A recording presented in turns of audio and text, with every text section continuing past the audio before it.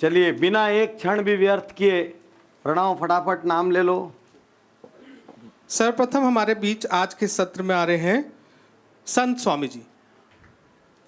Hello.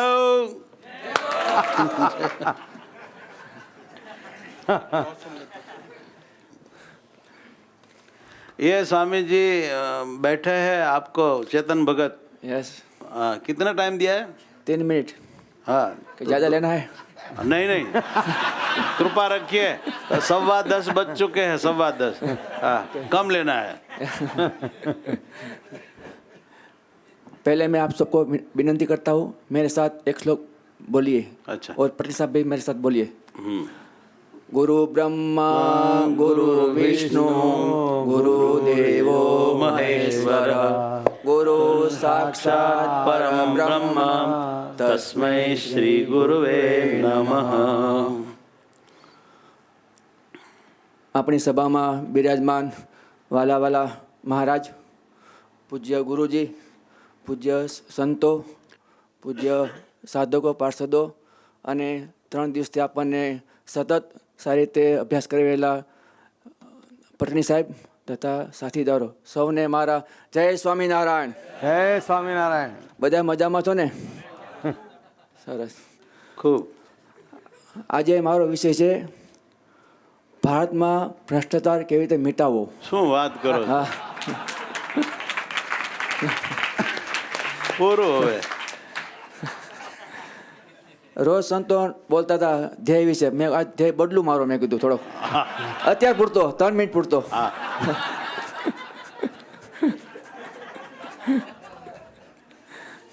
ગુરુજી કથામાં ક્યારેક બોલે છે રૂપિયા વિશે, એ તમને સંભળાવું।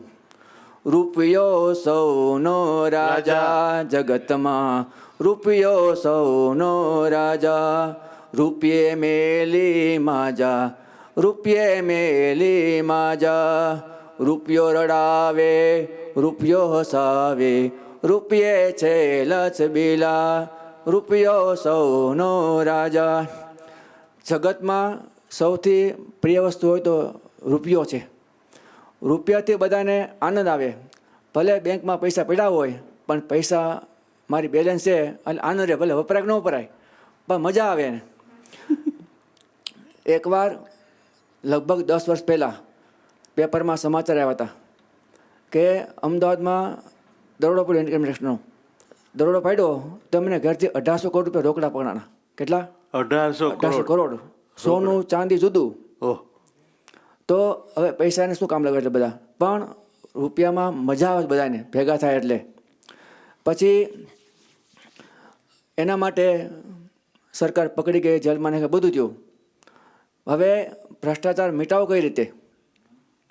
તો ભારત દેશના વડાપ્રધાન નરેન્દ્ર મોદી એમણે આ નાબૂદ થાય એના માટે યોજનાઓ ઘણી કરી। હાલમાં અત્યારે ખેડૂતોને દર વર્ષે જે નાના ખેડૂતો હોય ને 15-20 હજાર 50 હજાર સુધી સહાય આપે સરકાર। તો હાથમાં નથી આપતા, એના બેંકમાં સીધા જમા થઈ જાય, એટલે કોઈ વચ્ચે કોઈ આવી શકે નહીં, લઈ ન જાય। તો આવી રીતે આ ભ્રષ્ટાચાર નાબૂદ કરવા માટે બીજું લોકોને પણ એમાં સાથ સહકાર દેવો જોઈએ કે પૈસા ખોટા આપણે વેડફાઈ ન જાય અને ટાઈમે કામ થાય। એના માટે સરકાર ઘણી યોજના કરે છે અત્યારે ધીમે ધીમે, પણ બહુ જ સફળતા મળતી નથી। પણ આપણે બધાએ લોકોને વાત કરીએ, જણાવીએ કે ખરેખર ભારત દેશ સમૃદ્ધ છે, ખરેખર બીજા દેશ કરતાં સમૃદ્ધ છે, પણ જો ભ્રષ્ટાચાર નાબૂદ થાય તો માટે ભગવાનને પ્રાર્થના કરીએ મહારાજ ભારત દેશ સંસ્કૃત દેશ છે, સંતોનો દેશ છે, એમાં ભ્રષ્ટાચાર નાબૂદ થાય અને લોકો સુખી થાય એ પ્રાર્થના કરીએ। બોલો સહજાન સ્વામી મહારાજની જય। Thank you. हाँ।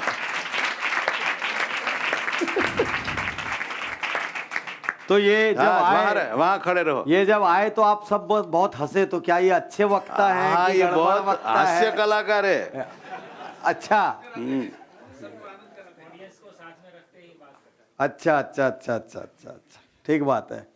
तो तेजी से हम लोग आते हैं, तो बोलो डॉक्टरों। हाँ। अच्छा, ऑपरेशन हाँ। करो। तो ओपनिंग ऑफ स्पीच बढ़िया थी, क्योंकि इन्होंने ऑडियंस को इन्वॉल्व किया, बोला मेरे साथ एक श्लोक बोलो। तो कभी कभी जो मुख्य अतिथि हो या मुख्य व्यक्ति हो तो गुरुजी के साथ इन्होंने मेरे को बोला पाटनी साहब आप भी श्लोक बोलो तो इन्होंने सीख दिया सब एक बराबर हो भैया, कोई बड़े नहीं हो, सब बोलो ठीक है। तो ये भी एक स्पीकर का स्टाइल होता है सबको। हाँ। और सबसे मेन आदमी का नाम ले दो तो नीचे को दिखता है क्या कॉन्फिडेंस है, मेन आदमी का नाम ले दिए। ठीक, एक फिर श्लोक भी उन्होंने ऐसा चुना सबको आता याद ही था। है। हाँ। नहीं तो उनको ऐसा बोलना पड़ता मैं बोलूंगा और मेरे बाद आप हाँ, दोहराइए, बस ऐसा। ठीक, तो ऑडियंस का इन्वॉल्वमेंट अच्छा था। स्पेशल इफेक्ट में इन्होंने एक गाना गाया, बोलने की कला अच्छी थी, हैंड मूवमेंट अच्छा था। आई कांटेक्ट थोड़ा सा आपका एक तरफ ज्यादा था, बहुत घूम नहीं रहा था। आई कांटेक्ट पे थोड़ा काम कीजिए। कमी और क्लोजिंग में मैं गुजराती उतनी नहीं समझ पाया, लेकिन इन्होंने शायद भगवान से प्रार्थना करी जी। कि हे भगवान ये हमारे को भ्रष्टाचार से मुक्त करो। बस। लेकिन जब आप ठोस ओपन क्लोजिंग दोगे तो आपको कुछ सुझाव देने पड़ेंगे। जैसे भ्रष्टाचार रोकने के 3 तरीके हैं। एक कि हर चीज को डिजिटलाइज कर दिया जाए, कैश का लेन देन जितना कम होगा उतना भ्रष्टाचार कम होगा। दूसरा, तो कल अपन ने बोला था ना समस्या का मुख्य कारण क्या, तो भ्रष्टाचार का मुख्य कारण क्या, लोगों में नैतिकता की कमी होना, और भी जितने कारण अपन बता सकते हैं। ये यदि दूर नहीं किया तो क्या होगा, दूर नहीं किया तो भ्रष्टाचार एक दिन नॉर्मल हो जाएगा और ईमानदार आदमी रेयर हो जाएगा, मिलेगा ही नहीं। कहाँ है, ठीक कैसे करेंगे? मैं आज यहाँ 3 सलाह देना चाहता हूं। सलाह 1, पूरे का पूरे सिस्टम को डिजिटलाइज कर दिया जाए। सलाह 2, हर सरकारी अधिकारी को हर साल अपनी संपत्ति सार्वजनिक करने का नियम दिया जाए कि हर साल आप अपनी संपत्ति डिक्लेयर करेंगे और कोई भी आदमी वेबसाइट पे आपकी संपत्ति देख सके। और तीसरा 3, यदि कोई रिश्वत में पकड़ा गया तो उसके साथ उसके जो खास रिश्तेदार है, बेटी दामाद है, वो सबकी संपत्ति जब्त कर लो। तो उससे बाकी सब लोग डरने लग जाएंगे कि हम भी मरेंगे, रिश्तेदार भी मरेंगे। तो 10-20 अधिकारी भी पकड़ा है तो ये सब बंद हो जाएगा। तो जब भी क्लोजिंग करें या एंड पे जाएं तो एक बार समरी करके ठोस सलाह दें, या बॉडी के एंड में। मैं सबसे कह रहा हूं क्योंकि कभी कभी आप जब नॉर्मल पब्लिक में रहेंगे तो आपको भगवान का अंत में तो सब कृपा उसी की है, लेकिन उस कृपा के साथ आपको कुछ लॉजिक भी देने पड़ेंगे जिससे ये समझ आए कि आप बुद्धिजीवी हैं और आप सोच सकते हैं। जी ठीक, तो ये ध्यान में रखिए। तो ऐसे में तर्क दीजिए और बाकी अंत में जो भगवान वाला है वो अंत में। और अंत में मैं भगवान से प्रार्थना करता हूं कि इन सबको सद्बुद्धि दे, हमारे देश से भ्रष्टाचार को मिटाए और ये देश को वापस से सोने की चिड़िया बनाने में मदद करे। इस तरीके से इसका क्लोजिंग होगा। ठीक, बैठिए। नेक्स्ट साकार स्वामी जी।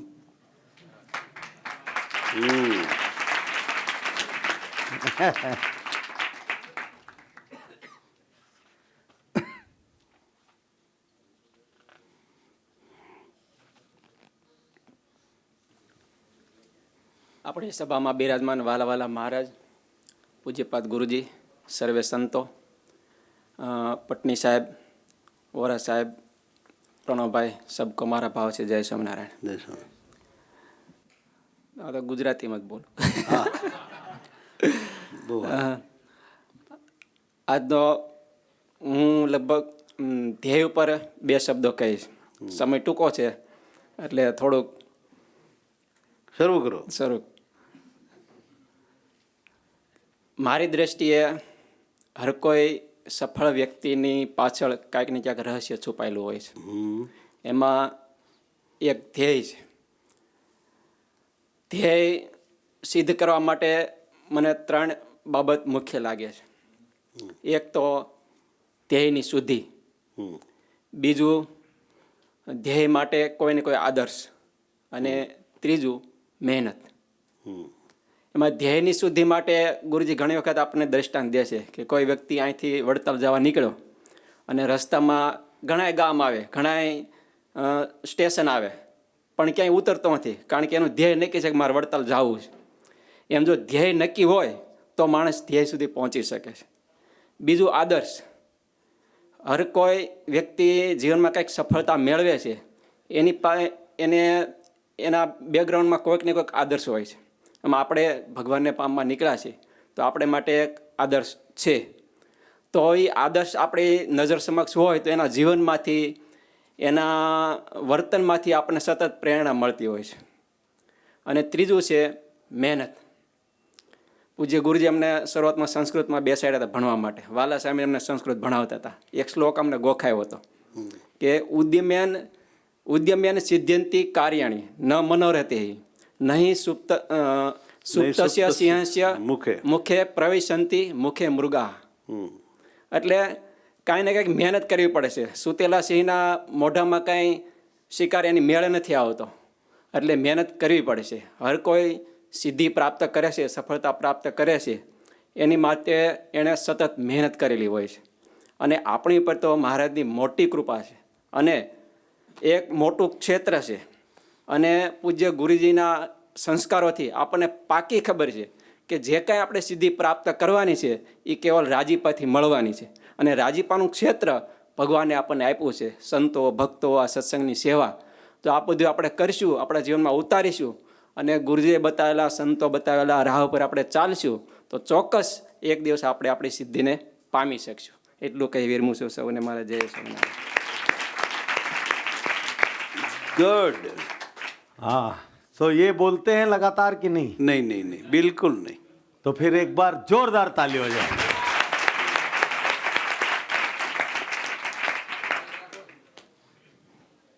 ठीक. तो यदि आप नए वक्ता हैं तो बहुत बढ़िया भाषण, बहुत बढ़िया. आई कांटेक्ट बराबर था, हैंड का मूवमेंट अच्छा चल रहा था. तो वो ऐसा ये जो विशुद्धि जो तीन चीजें इन्होंने बोली ना, एक कोई आदर्श और मेहनत है ना. तो अब मेरे को गुजराती नहीं समझता, लेकिन मेरे को आपकी बात पकड़ आई. ये ऐसे ऐसे ऐसे, तो ये सब नेचुरल बॉडी लैंग्वेज है जो कि होना चाहिए. तो बस जब आप आगे बढ़ोगे तो जो आके आपने शुरू में थोड़ा सा 1 मिनट के लिए जो हल्का सा किया ना, थोड़ा कंफ्यूज हो गया था. कंफ्यूज हो गया था. तो पहली बार के लिए तो ऐसे 100 कंफ्यूजन माफ है, एक नहीं 100 कंफ्यूजन माफ है. तो आपने जब बोला मैं गुजराती में ही बोलता हूँ, तो जब और अच्छे वक्ता बनोगे और बोलना भले तो बोलना कि मैं आनंद लेके मन से गुजराती में बात करूंगा आज आपसे, ऐसा बोलने का, यानी अपनी कमजोरी को स्ट्रेंथ बनाने का. ठीक. अपने को हिंदी मान लो नहीं आती अच्छे से, इंग्लिश मान लो नहीं आती है ना, नहीं आती तो नक्की किया था मैं, तो आप समझ सके इसलिए मैं हिंदी में बोलूं. नहीं नहीं नहीं नहीं, कभी गलती नहीं करना. वो सामने वाले की मुश्किल है, उसको समझ आता है कि नहीं, आपकी नहीं है. जो जैसे अपन किसी देश में जाओ, वो अपनी भाषा में बोलता है, आपको कान में मशीन दे देता है ट्रांसलेटर, आप उसमें अपनी भाषा सेलेक्ट करके कान में सुनते हो. जब यूनाइटेड नेशंस में या दुनिया भर के नेता बैठते हैं तो 80% अपने हिंदुस्तान के नेता इंग्लिश में बोलते हैं, 80% नेता अपनी भाषा में बोलते हैं. फ्रांस वाला फ्रेंच में बोलता है, जर्मनी वाला जर्मन में बोलता है, और यहाँ पे थोड़ा वॉल्यूम दे देंगे, बढ़ा दीजिए, और यहाँ पे ट्रांसलेशन होता है अपने कान में. आप हमेशा सब लोग याद रखें, जिंदगी में जब कहीं पर खुल के भाषण देना हो, और आधे लोग गुजराती समझ रहे, आधे लोग हिंदी समझ रहे, तो हिंदी वालों को खुश मत करो, गुजराती वाले को करो. हिंदी वाला उसमें से शब्द पकड़ लेगा जितना पकड़ना है, लेकिन आपकी परफॉर्मेंस 1 नंबर रहेगी. ठीक. और कब ऐसा नहीं बोलना मेरे को हिंदी नहीं आती, आपको उल्टा बोलना है. मैं आज सोच रहा था बहुत आनंद से बोलूं, इसलिए मैं अपनी मातृभाषा गुजराती में बोलूं. नीचे वाले को लगेगा अच्छा गुरुजी को 5-6 भाषा आती थी, लेकिन आज मातृभाषा में बोल. ठीक. तो अपनी कमजोरी बताने का नहीं, तुम ढूंढ सको तो ढूंढ लो. ठीक है. बाकी टाइम यूटिलाइजेशन आपने पूरा किया, स्पेशल इफेक्ट में आपने श्लोक बोला, पॉज यूसेज आपका ठीक था, और अभी जैसे जैसे आप बोलेंगे आप तैयार हो बोलने के लिए. 10-20 बार बोलो, कथा में जाओ फिर. ठीक. Next please. वर्णिवेश स्वामी जी.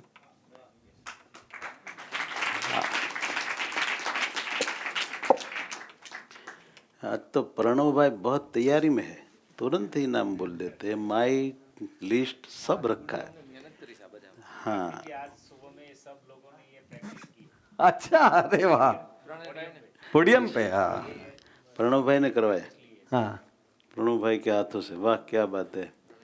हाँ. वरा साहब तबीयत कैसी है? बस बस बहुत अच्छा हुआ. आपका लाभ बहुत नहीं मिला, प्रणव भाई का बहुत मिला. लिया ना, तब तो ठीक. बहुत अच्छा अच्छा। अभी 10 से 11 आके सब किए होंगे, जब अपन नहीं आए होंगे ना तब इनका। हाँ तो गुरुजी जहाँ कारपोरेट में सेशन होता है ना, वहाँ लोग ना रात रात भर पोडियम में जाके जिस हॉल में प्रोग्राम में प्रैक्टिस करते रहते हैं, सब उसी हॉल में होटल में रुके रहते हैं। हर कमरे के बाहर से जहाँ निकलोगे सबकी प्रैक्टिस की आवाज आती रहती रात भर, सुबह टेंशन में सबको जीतना है करके। हाँ जी स्टार्ट। सहजानंद स्वामी महाराज की जय। हम सब साथ मिलके गाएंगे। तुम सम नहीं कृपाल पालु कोई, कोई, हम समाया था मन मन कोई, कोई, तुम्हारो विरुद्ध विचार जारी के के उद्धार किए मम सोई। परम कृपाळु परमात्मा श्री हरिजी महाराज, परम श्रद्धेय पूज्य गुरुजी एवं संतगण और परम आदरणीय डॉक्टर उज्जवल पटनी साहेब, नमन आपको। जब मैं संसार में था हर दिन बारंबार मैं पानी पूरी डोसा पकोड़ा हर दिन खाता था, बहुत क्या बात। मज़ा उठाता था, क्या बात है। क्योंकि मेरा जीवन का उद्देश्य था पंचविषय पाना। पंचविषय मुझे बहुत पसंद था। हर दिन मैं बहुत टेलीविज़न देखता था। हमारे स्कूल के प्राध्यापक मुझे कहते थे कि आप टेलीविज़न मत देखो, तो घर जाते पहले रिलेटिव के घर में टेलीविज़न देखने के लिए बैठ जाता था। इतना मुझे पंचविषय पसंद था। लेकिन जीवन में एक दिन ऐसा आया, जीवन में एक दिन ऐसा आ गया कि सद्गुरु रूपी सूरज मेरे जीवन में उदय हो गया और मेरा काम बन गया। गुरुजी ने मुझे जीवन के 2 उद्देश्य दिए, बहुत ही बढ़िया है, बहुत ही अच्छे हैं, हम सबके लिए बहुत काम के हैं। पहला उद्देश्य गुरुजी ने दिया कि हमारी जो चेतना है वो सभी चेतना को प्रभु में लगा देना है। अगर प्रभु में लग गई तो हमारा काम बन गया, हम पूर्ण सुख के भर गए, सुख से भर गए, परमानंद प्राप्त हो गया, जन्म सफल हो गया। और गुरुजी ने दूसरा उद्देश्य दिया कि जब तक हमारी सांसें इस देह में चलती है तब तक गुरुजी जहाँ कहे वहाँ, जिसके साथ कहे उसके साथ, जब कहे तब, सबके साथ दिल से सेवा करनी है, सबको खूब खुश करना है, खूब दिल से राजी करना है, उनसे उसका आशीर्वाद मिलेगा, प्रेम मिलेगा और हमारा काम बन जाएगा। तो इन दोनों 2 उद्देश्यों से हमको बहुत फ़ायदा हुआ। और एक बहुत बुरी चीज़ है अहंकार। अगर हमारे जीवन में अहंकार आ गया तो सब काम बिगड़ गया। इसलिए सफलता पाना वो बुरी चीज़ नहीं है, लेकिन उसका अहंकार आ गया तो काम बिगड़ गया। इसके लिए स्वामी प्रभु ने वचनामृत में एक श्लोक निर्देश किया हुआ है, सर्वधर्मान परित्यज्य मामेकं शरणं व्रज, अहम त्वाम सर्व पापेभ्यो मोक्ष इष्यामि मा शुच। प्रभु ने अर्जुन को कहा कि तू तेरी चिंता छोड़ दे, मैं तेरे साथ हूँ। तू ऐसा सोचता है, अच्छा बुरा सभी सोच को छोड़ दे, मैं जो कहूँ अपना ले, तेरा काम बन जाएगा, तेरा चिंता मुक्त हो जाएगा और तेरा मोक्ष हो जाएगा, मैं तेरे साथ हूँ।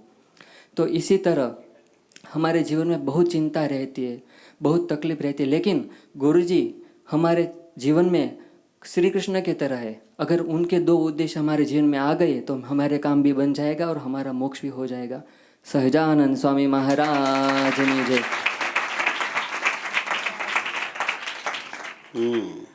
हाँ भाई डॉक्टरों, ये नए वक्ता है कि पुराने? नया।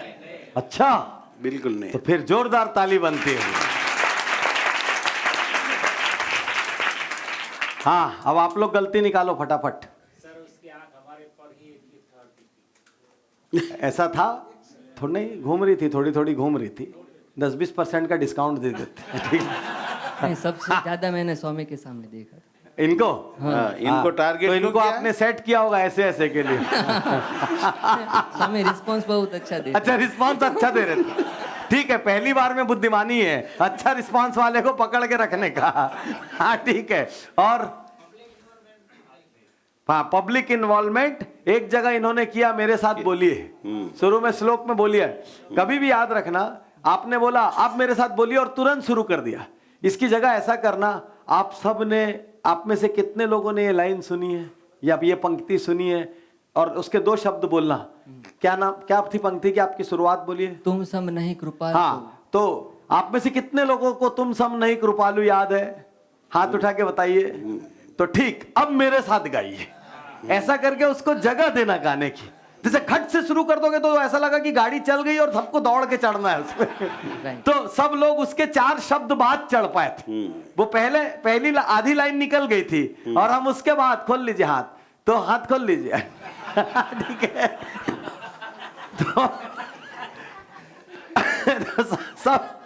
तो सब कोई 4-5 शब्द बाद चढ़ पाए।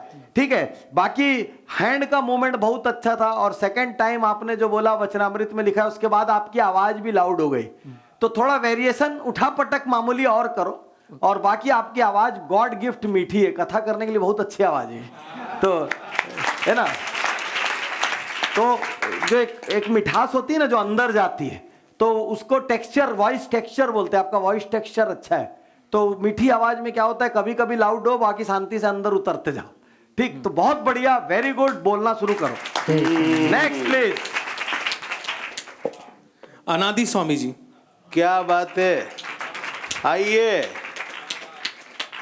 ये इंग्लिश का विद्वान है, हिंदी का विद्वान है, गुजराती का विद्वान है, संस्कृत का विद्वान है।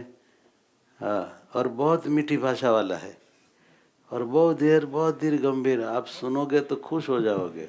हाँ, ठोको जोर से, शुरू है ना। हमारी सभा में हम सब पर अमी वर्षा करते होते विराजमान दिव्य स्वरूप स्वामीनारायण थोड़ा भगवान, माइक से नजदीक रहो। प्यारे गुरुदेव और सभी संतगण और भक्तजन, सबको मेरा सादर प्रणाम। एक बार काइट फ्लाइंग डे था और अचानक मेरी दृष्टि आकाश में गई। मैंने एक कटी पतंग देखी और मैं सोचने लगा, ये पतंग कहाँ जाएगी, कहाँ गिरेगी, उसका क्या हाल होगा।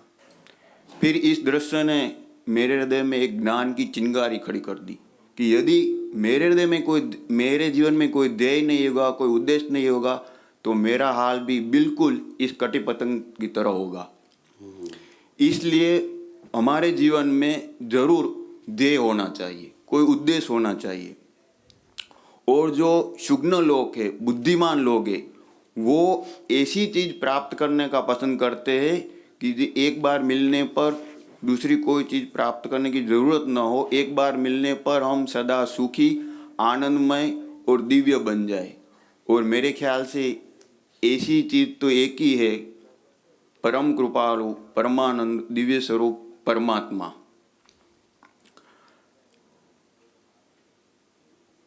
और आप सभी संत जानते हैं कि हमारे गुरुदेव ने ये चीज हमको घूंट घूंट कर पिला दी है कि हमारा लक्ष्य एक ही होना चाहिए, भगवत प्राप्ति।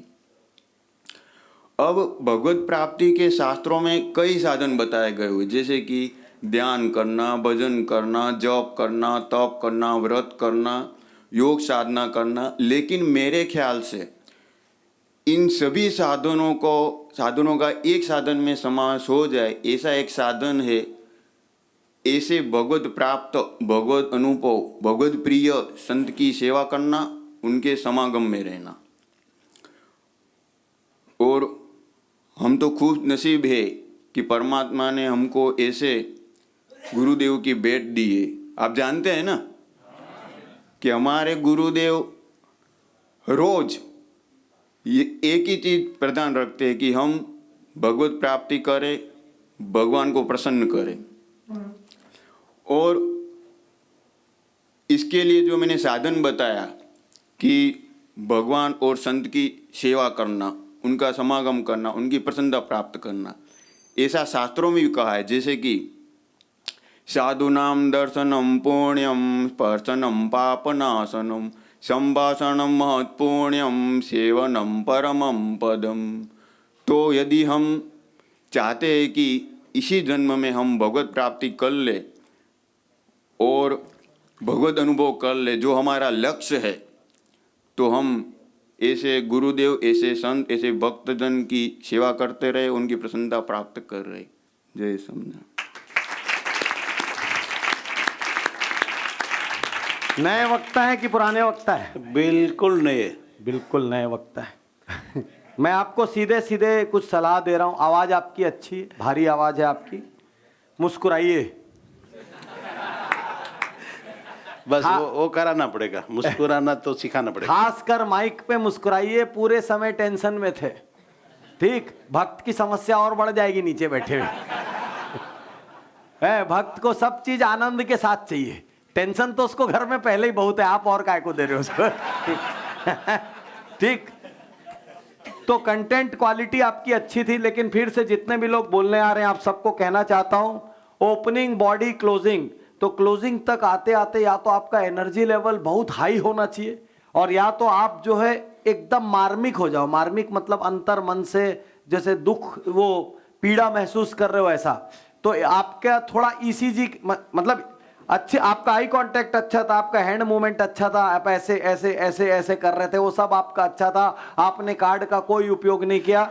लेकिन एंड क्लोजिंग आप सब लोग को और पावरफुल करनी पड़ेगी, क्योंकि कहते हैं first impression is last impression, लेकिन ये आधा सत्य है। Last impression is final impression. क्या बात है। आप किसी के घर 2 दिन के लिए गए, पहले दिन सुबह उसने जबरदस्त खातिरदारी की, शाम को इतिहास रच दिया और जबरदस्त खातिरदारी की, दूसरे दिन से उसने आपको पूछना बंद कर दिया, दूसरी शाम उसने आपसे बात भी नहीं की। पहले दिन आप सुबह बोल रहे थे आज तक ऐसा वो नहीं मिला, मुमुक्षु नहीं मिला, एक यजमान नहीं मिला, जजमान नहीं मिला, भक्त नहीं मिला, और दूसरे दिन शाम को आपका मन हो गया कैसा था, कल तो इतना दिखा रहा था, आज इतना हो गया। दूसरे हमारे कोई दूसरे दिन शाम को कोई छोड़ने तक नहीं गया, हम बोलेंगे जब घुसे थे तो ऐसा कर रहे थे, और निकले तो क्या हो गया। तो जो घुसे थे उसका सारा इंप्रेशन खत्म हो गया, निकलने का रह गया।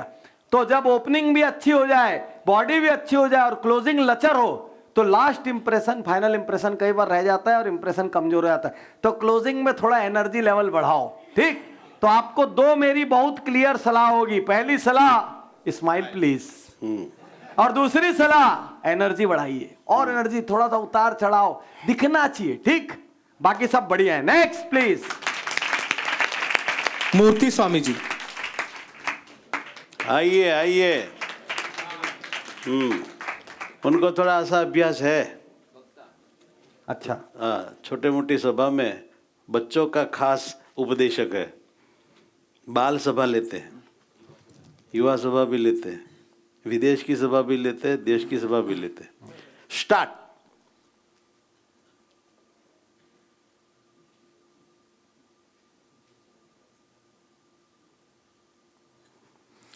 આપણી સભામાં બિરાજમાન વાલાવાલા રાજાધિરાજ મહારાજ, પૂજ્ય ગુરુજી, આપ સૌ સંતો, પાટની સાહેબ, આપ સૌ को મારા ભાવથી જય સ્વામિનારાયણ। જય સ્વામિનારાયણ।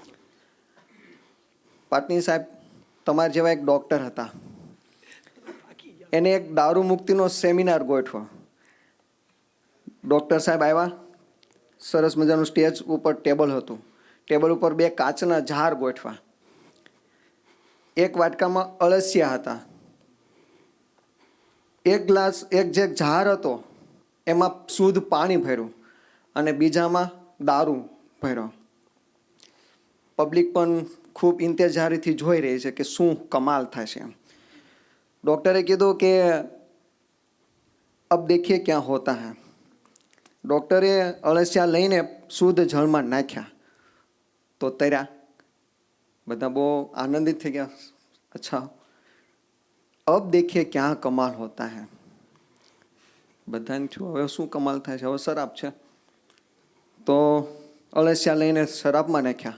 ચંદ ક્ષણોની અંદર અળસિયાના કટકા કટકા થઈ ગયા। देखा आपने क्या हुआ? બધાને આશ્ચર્યચકિત થઈ ગયું। બહુ સરસ। પછી ડૉક્ટરે કીધું કે આમાંથી આપણને શું બોધ મળે છે, આમાંથી કોણ કહેશો? તો પાછળથી એક માણસ ઊભો થયો, એને કીધું कि यदि सर जो आप शराब पीते हैं ना तो आपके पेट के भी कीटाणु का कटके कटके हो जाते। डॉक्टर साहब ने ये सारा सेमिनार ऐसे गोठવો तो કે સારી રીતે આનું પ્રતિપાદન થાય અને શરાબ મુક્તિ પામે, પણ આખો અર્થનો અનર્થ થઈ ગયો। એમ આપણા જીવનની અંદર ઘણી વખત એવા ખોટા નિર્ણયો લેવાઈ જાય છે કે જે હું માનું છું મારી આ સફળતા છે, એમનામ જન્મોના જન્મો વીતી ગયા, પણ મોટા પુરુષની કૃપા એવા કોઈક સારા અનુભવીની જો અનુભૂતિ લઈએ અને એ પ્રમાણે કરીએ તો 100% સફળતા તરફ પહોંચી શકીએ ને શકીએ. હા, સફળતા તો મળી જાય છે, પણ એને પચાવી એ પણ એના કરતાં એક સ્ટેપ અપ છે. કોઈક શાયરે એવું કહ્યું છે કે નજર નજર में ठहरना वो कमाल होता है, नफस नफस में उतरना कमाल होता है, बुलंदियों पर पहुंचना कमाल नहीं होता. बुलंदियों पर पहुंचना कमाल नहीं होता, लेकिन बुलंदियों पर ठहरना वो कमाल होता है. ભાઈ ભાઈ બસ આપના ચરણોમાં એટલી જ મારી પ્રાર્થના છે કે સફળતાઓ તો મળતી રહે જ છે, પણ એને પચાવવાની જો પાત્રતા પ્રાપ્ત થાય તો જ હું સાચો મોટા પુરુષના ઉપયોગમાં આવી શક્યો કહેવાય. તો આપ સૌના ચરણોમાં એટલી જ પ્રાર્થના કે બસ એ પચાવવાની પ્રાર્થના મને આપજો. જય સ્વામિનારાયણ. वो मोदी जी ने कहा था ना, सफलता के पर एक सार्थकता आती है. हाँ हाँ हाँ हाँ.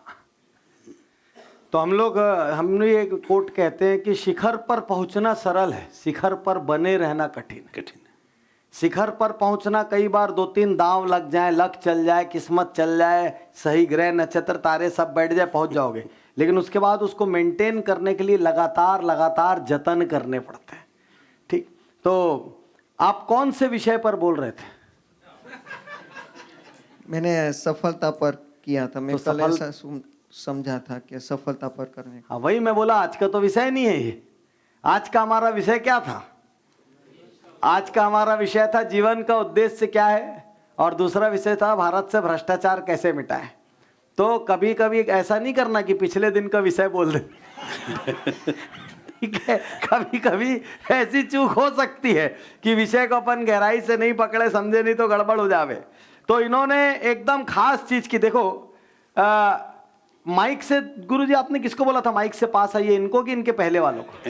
तो इनके पहले वाले में एक गलती हुई थी कि वो माइक से कम 15 इंच दूर थे. हाँ. तो वॉइस स्लो थी. तो कल मैंने आपको एक नियम क्या बताया कि यदि आवाज तेज है तो 2 हाथ, और आवाज स्लो है तो 1 हाथ. एकदम सिंपल नियम है. ठीक, और इन्होंने स्टार्टिंग एकदम खास की. क्या खास किया? हाँ, ध्यान लगाया. Long pause. लॉन्ग. कल मैंने क्या बोला? ध्यान तो अपनी संतों की भाषा में, हाँ. पब्लिक स्पीकिंग की भाषा में लॉन्ग पॉज. लॉन्ग पॉज से शुरू किए. लॉन्ग पॉज शांति लाने का गजब का तरीका है. पब्लिक भी शांति पकड़ लेगी, कुछ बड़ा होने वाला है, चुप रहो. ठीक, तूफान के पहले की खामोशी है. ठीक है, तो वो आपका था. और आप तो पहले वक्ता है, इसलिए आपका पहले से बोल रहे हैं. तो स्माइल बराबर थी, हैंड मूवमेंट बराबर था, लेग मूवमेंट बराबर था, स्पेशल इफेक्ट था, सब कुछ था. बोलिए मजे से. जितना बोलेंगे कंटेंट को और बेहतर कीजिए, जितना बोलेंगे उतना अच्छा होगा. और हमेशा याद रखना, जब गेस्ट को, मेन गेस्ट को किसी एग्जाम्पल में इन्वॉल्व करोगे, डायरेक्ट इन्वॉल्वमेंट, तो बहुत सोच समझ के करना. क्योंकि अभी तो आपका एग्जाम्पल ठीक था, यदि थोड़ा लेफ्ट राइट होता तो कभी कभी मेन गेस्ट बुरा भी मान सकता है. तो कभी भी जो सबसे मेन गेस्ट होता है, सीधा उसी को नाटक का मुख्य हिस्सा नहीं बनाना. कहीं एग्जाम्पल फेल हुआ कोई भी कारण से, जैसे चुटकुला था, फेल हो गया कोई कारण से. ठीक, तो हम लोग इसी कहानी को ऐसे सुनाते हैं. मैं गुजराती में समझा कि एक महिला अपने पति को एक गुरुजी के पास लेकर गई, और महिला ने कहा, गुरुजी मैं जीवन भर आपकी आराधना में रहूंगी, जीवन भर प्रभु की आराधना में रहूंगी. मेरे पति को शराब पीने की बहुत बुरी लत है, गुरुजी इसको छुड़वा दीजिए. तो वो अब पति चुपचाप बैठा हुआ था. गुरुजी ने उससे कहा, देखो तुम्हारी पत्नी तुम्हारा कितना ध्यान रखती है, और तुम क्या काम करते हो? अरे कीड़े तक नहीं इसको सेवन कर सकते, कीड़े मर जाते इसको पी के. देखो भाग्यवान, मैंने क्या बोला था? सोचो, पूरे कीड़े मर जाएंगे मेरे इसको पीने से. तो दिस इज हाउ. तो ये सब एग्जाम्पल में जब भी आप बोलो, तो चूंकि इसमें दारू शब्द आ रहा है, ठीक है, ये एक बड़ा क्लासिक आया है. तो ऐसे जब शब्द वाले रहे ना, दारू हरू, तो इसमें चीफ गेस्ट लोग को छोड़ देने का. किसी दूसरे को XYZ को एग्जाम्पल बना लेना. एग्जाम्पल अच्छा, सब कुछ अच्छा, मेरे लिए रिलेवेंट है, लेकिन कई जगह हमने कोई ऐसा एग्जाम्पल बनाया जो गलती से थोड़ा सा भी पलटा प्रभाव में, तो अपने फंसेंगे उस वक्त. तो चीफ गेस्ट को जब उसका ये बढ़े वैसा बनाऊं। बाकी आपका सब कुछ बढ़िया है, और आप चूंकि अच्छे वक्ता हो तो क्लोजिंग आप और पावरफुल कर सकते थे। जी मतलब हमको कैसा देखना पड़ेगा, कौन पहले से बोलता आया है। तो वो पहले से बोलता है तो हो सकता है अभी अपने को यहाँ पे स्पीच ठीक लग रहा हो, लेकिन मैं जब पब्लिक स्पीकर की नजर से देखूंगा, मैं बोलूंगा यदि आप पहले से बोलते आए हो तो आपकी क्लोजिंग और तगड़ी होनी चाहिए, क्योंकि आप नए नहीं हो। तो आपको क्लोजिंग पे थोड़ा काम करना है, बाकी तो बढ़िया है, कोई दिक्कत ही नहीं है। Next please. अन्वय स्वामी जी।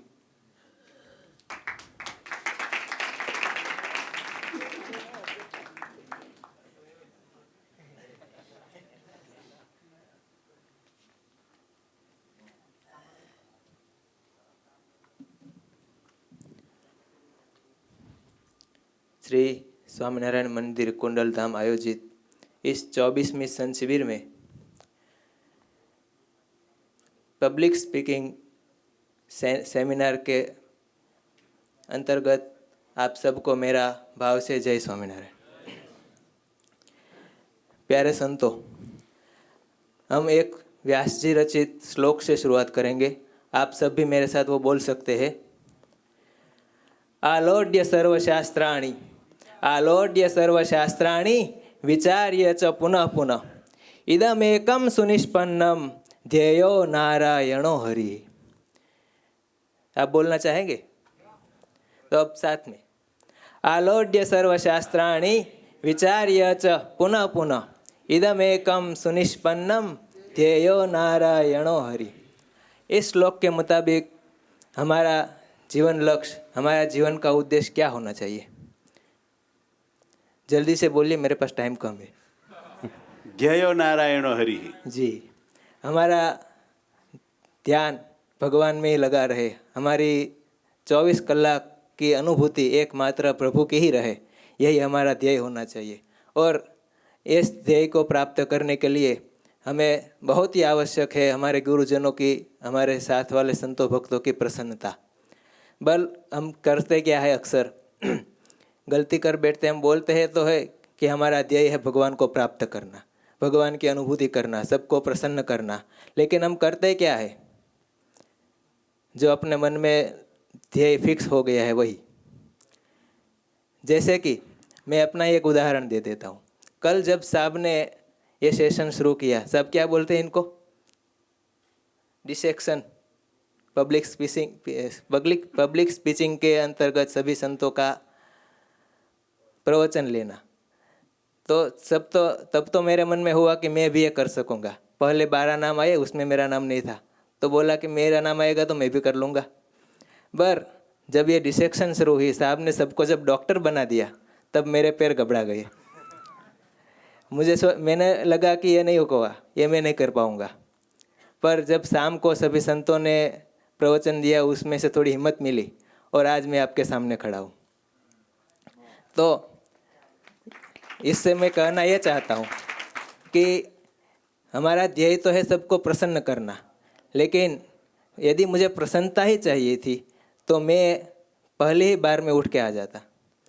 मैं बैठा रहा, उसका मतलब है कि मैं अपने मान के संरक्षण में, अपने सम्मान के संरक्षण में बैठ गया। तो मेरा ध्येय वास्तव में है सम्मान का संरक्षण, नहीं कि प्रभु की प्राप्ति, नहीं कि संतों भक्तों की प्रसन्नता। तो आज मैं आप सबको ये निवेदन करता हूँ, सबको ये प्रार्थना करता हूँ कि मुझे ऐसा आशीर्वाद दीजिए कि मेरी हर क्षण, मेरे हर समय, मेरा जीवन का हर समय आप लोगों और संतों भक्तों की प्रसन्नता में ही बीते। बस, जय स्वामीनारायण। हाँ भाई, नए वक्ता हैं कि पुराने वक्ता हैं? एकदम नए। समय बताइए।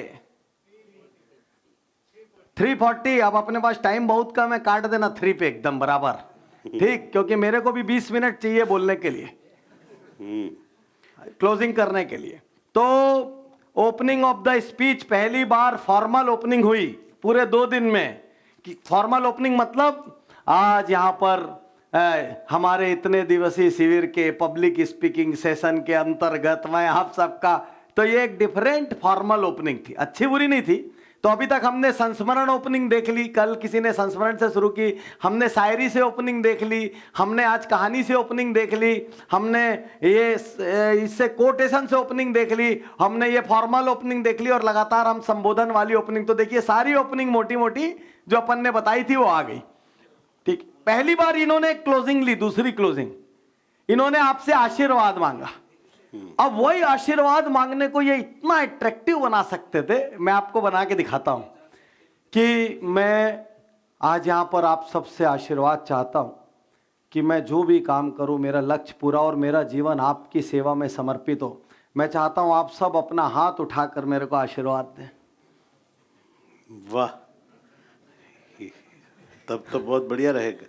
यदि ये क्लोजिंग कर दी जाती, एक आइडिया दे रहा हूं कैसे प्रयोग होते हैं पब्लिक स्पीकिंग में। तो सीनियर लोग तो ये प्रयोग नहीं कर सकते, लेकिन फ्रेशर ये जितना प्रयोग करेंगे उतना आनंद है इनको। तो ये बोलेंगे मैं अपना सिर झुका रहा हूं और दोनों हाथों से उठा के कोटि कोटि आप मेरे को आशीर्वाद दीजिएगा। तो अपने आप जो है नीचे से आशीर्वाद के लिए हाथ उठ गया और बहुत बढ़िया क्लोजिंग हो जाएगी। ठीक, एक आइडिया दे रहा हूं नई क्लोजिंग का, है ना। बाकी आपने संस्मरण बीच में यूज किया कि कल मैं उठा, फिर मैंने सोचा नहीं, फिर मैंने सोचा जैसे सर्जरी हुई, तो सब बहुत बढ़िया था। नए स्पीकर के लिए जोरदार तालियां। जोरदार,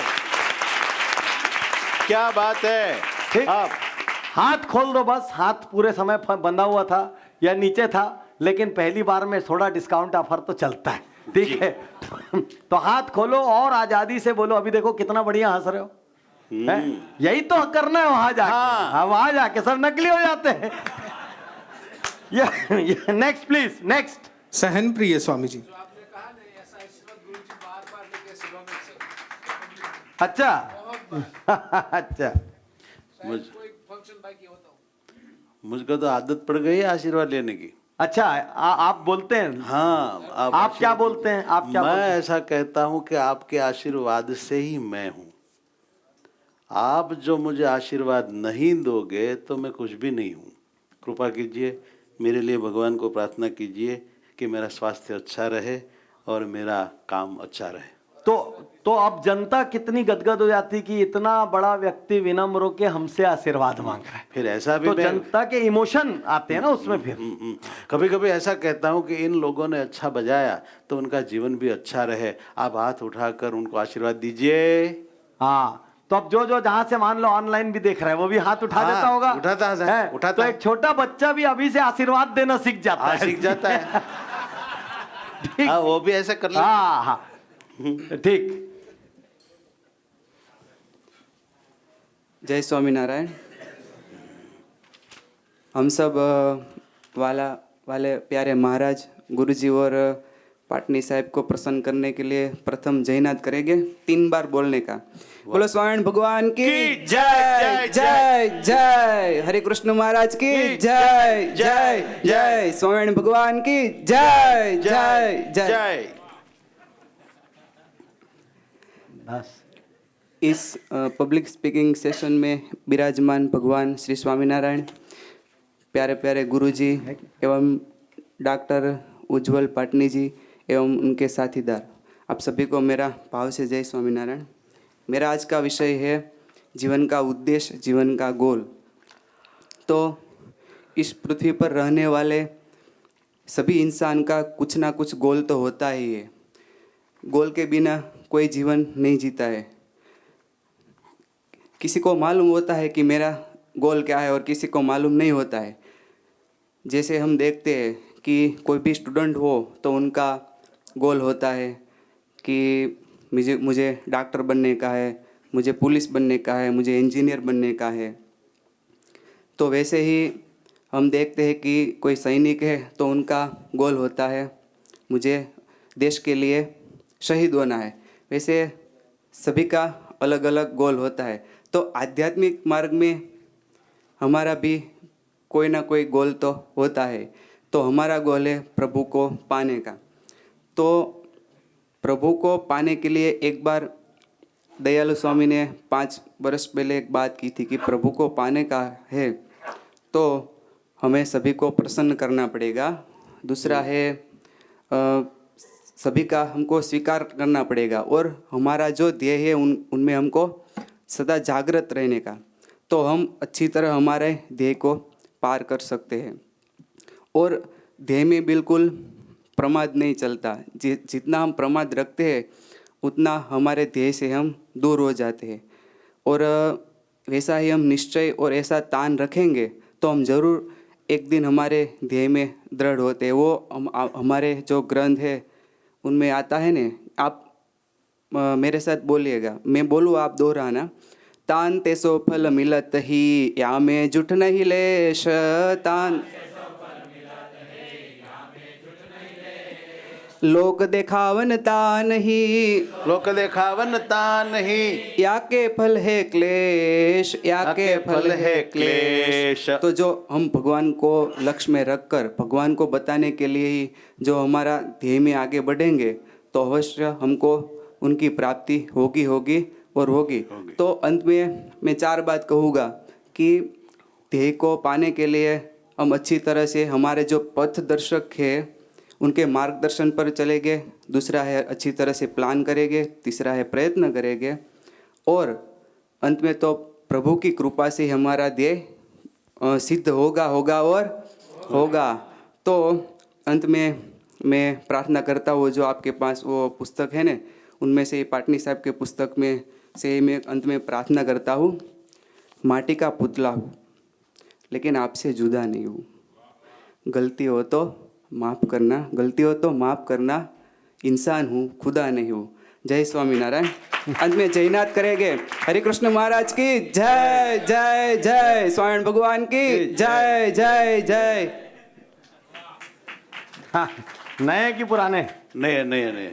अच्छा, इसलिए तो अच्छा क्लोजिंग हो गया था, फिर जय लाया। जरूरत नहीं थी। इसको हम लोग बोलते डबल क्लोजिंग। तो जैसे वो जो आपका जगह था ना, ताली बजाने की जगह थी वो, कि पुतला हूँ खुदा नहीं हूँ। तो जितने भी लोग छंद सुनाते हो ना, मैं आपको एक सलाह देता हूँ, उसकी जो आखिरी लाइन होती है ना, उसका सेकंड हिस्सा हमेशा रिपीट कर दिया करो जी। तो आपकी सेकंड लाइन बोलिए। खुदा नहीं हूँ। नहीं, पूरी सेकंड लाइन बोलिए। माटी का पुतला हूँ, आपसे जुदा नहीं हूँ। हाँ, गलती हो तो माफ करना, गलती हो इंसान तो हूँ, माफ खुदा करना, इंसान हूँ खुदा नहीं। तो जैसे इसको सुनाएंगे, माटी का पुतला हूं, माटी का पुतला हूं, आपसे जुदा नहीं हूं। एक जगह उठाया और अगली जगह गिराया। ठीक है। और गलती हो जाए तो माफ करना। तो जब माफ करने में ना हमेशा बॉडी लैंग्वेज डाल देने का, ठीक, उससे इंपैक्ट उसका 100 गुना हो जाए। गलती हो जाए तो माफ करना, इंसान हूं खुदा नहीं हूं, खुदा नहीं हूं, खुदा नहीं। तो हमेशा लोगों को ताली बजाने के लिए प्लेटफॉर्म चाहिए। खट करके समझ जाओगे तो हाथ उठाने के पहले तो खत्म हो जाए। ठीक, ताली बजा के कर देना। और डबल क्लोजिंग अभी तो पहली बार के लिए तो बहुत अच्छा है, कोई दिक्कत ही नहीं है। लेकिन चूंकि सबको भी सलाह मिल रही है, इसलिए सारे लोग, इसके पहले भी किसी ने शायरी सुनाई थी, आप लास्ट लाइन रिपीट कर सकते थे हमेशा, उससे वो ठहरता है जाके। अच्छा, पूरे लेक्चर के दौरान ओपनिंग आपकी ठीक थी, आपने 2 बार बुलवा दिया, लेकिन स्वामीनारायण साहब की जय 2 बार ओपनिंग में, एक बार फर्स्ट फिर थर्ड में फिर से बुलवाया। लेकिन आपको हैंड मूवमेंट और बढ़ाना है। आपको काम क्या चीज पे करना है, थोड़ा मुस्कुराओ। तो बढ़िया तो दिया है मुस्कुराहट, भगवान ने कहा नहीं मुस्कुराते हो। तो हैंड मूवमेंट थोड़ा और आजाद करो और स्टेज पे थोड़ा और ज्यादा मुस्कुराओ। बाकी कंटेंट साइड आपका अच्छा है।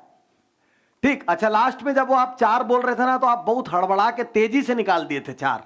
अब मैं आपको 4 बातें बता रहा हूं, कौन कौन सी 4 बोले? पथ दर्शक का मार्गदर्शन और प्लान और हाँ, तो आपने जल्दी पथ दर्शक का मार्गदर्शन लो, प्लान करो तुरंत। तो उसको वहां पे उसको एक लाइन, प्लान जरूर से जरूर करिए, प्लान के बिना कुछ नहीं होगा। तो प्लान करो बोल के नहीं छोड़ना। वो लाइन थोड़ी सी लंबी होनी चाहिए, क्योंकि आप क्लोज कर रहे हो और लोगों को बोल रहे हो, सुनो मैं ये जो लास्ट में दे रहा हूं यही घर लेके जाना। इसीलिए पब्लिक स्पीकिंग की भाषा में हेलो, इसको कहते हैं टेक होम पॉइंट। इसका नाम ही होता है टेक होम पॉइंट। तो वो बोलता है, अरे गुरुजी आप बहुत ज्ञानी हो, 20 मिनट का ज्ञान दे दिया, मैं तो सामान्य आदमी हूं, लेके क्या जाऊं। तो उसको लास्ट में 3 लाइन चाहिए, भाई ये 3 करना। ठीक। तो हमेशा जब क्लोजिंग करो तो पॉइंट पे स्ट्रेस करते हुए करना, कि स्ट्रेस हो, पूरा वजन पड़े।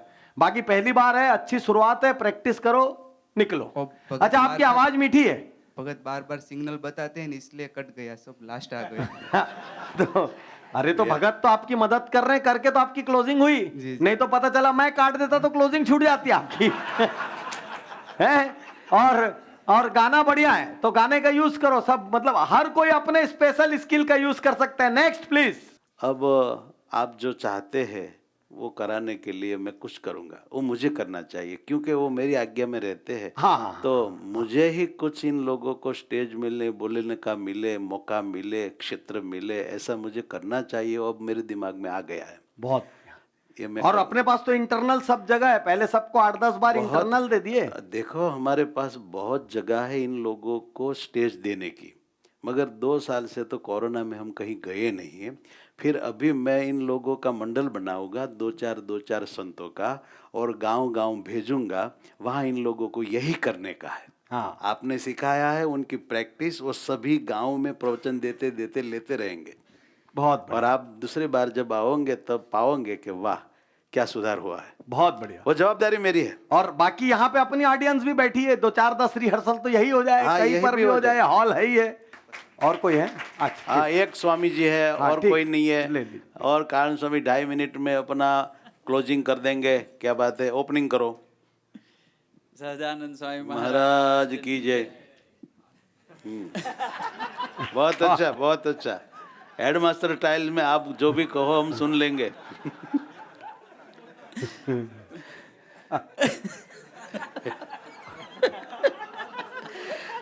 जो कुछ ने नहीं हंसा उन सभी का आप हंस लेते हो क्या? आदर्श स्वामी का, अनादि स्वामी का। પહેલા તો તમે બધા મને અહીંયા જોઈને જ આશ્ચર્ય પામતા હશો, નિર્મળ સ્વામી બરાબર ને? પણ આ બધી કૃપાળુ સ્વામીની કૃપા છે, તમે બધા કાંઈ બીજું વિચારતા નહીં. સભામાં પ્રત્યક્ષ સ્વરૂપે બિરાજમાન રાજાધિરાજ મહારાજ તથા મારા મોક્ષના દાતા પૂજ્ય ગુરુજી તથા મારા ગુરુબંધુઓને મારા ભાવથી જય સ્વામિનારાયણ. જીવનની અંદર લક્ષ્યની અગત્યતા તો છે, એ લગભગ આપણે બધાએ આટલા બધા વક્તાઓ પાસેથી સાંભળ્યું. પણ આપણે આ પૃથ્વી ઉપર માનવ શરીર લઈને આવ્યા છીએ તો આપણે અમુક સ્વભાવો હોય છે, પ્રકૃતિઓ હોય છે, પોતાની અંદર જે કાંઈ નિજી ગુણ હોય છે, એમાં ખાસ કરીને જ્યારે ભગવાન આપણને મનુષ્ય શરીર આપે ત્યારે જીવ માત્રને પોતાનું કંઈક અહમ પ્રગટાવવું, એનો ગ્રોથ કરવો, એવું લગભગ અંદર ખાને ચાલુ જ હોય, કાંઈક ને કંઈક ચાલુ હોય.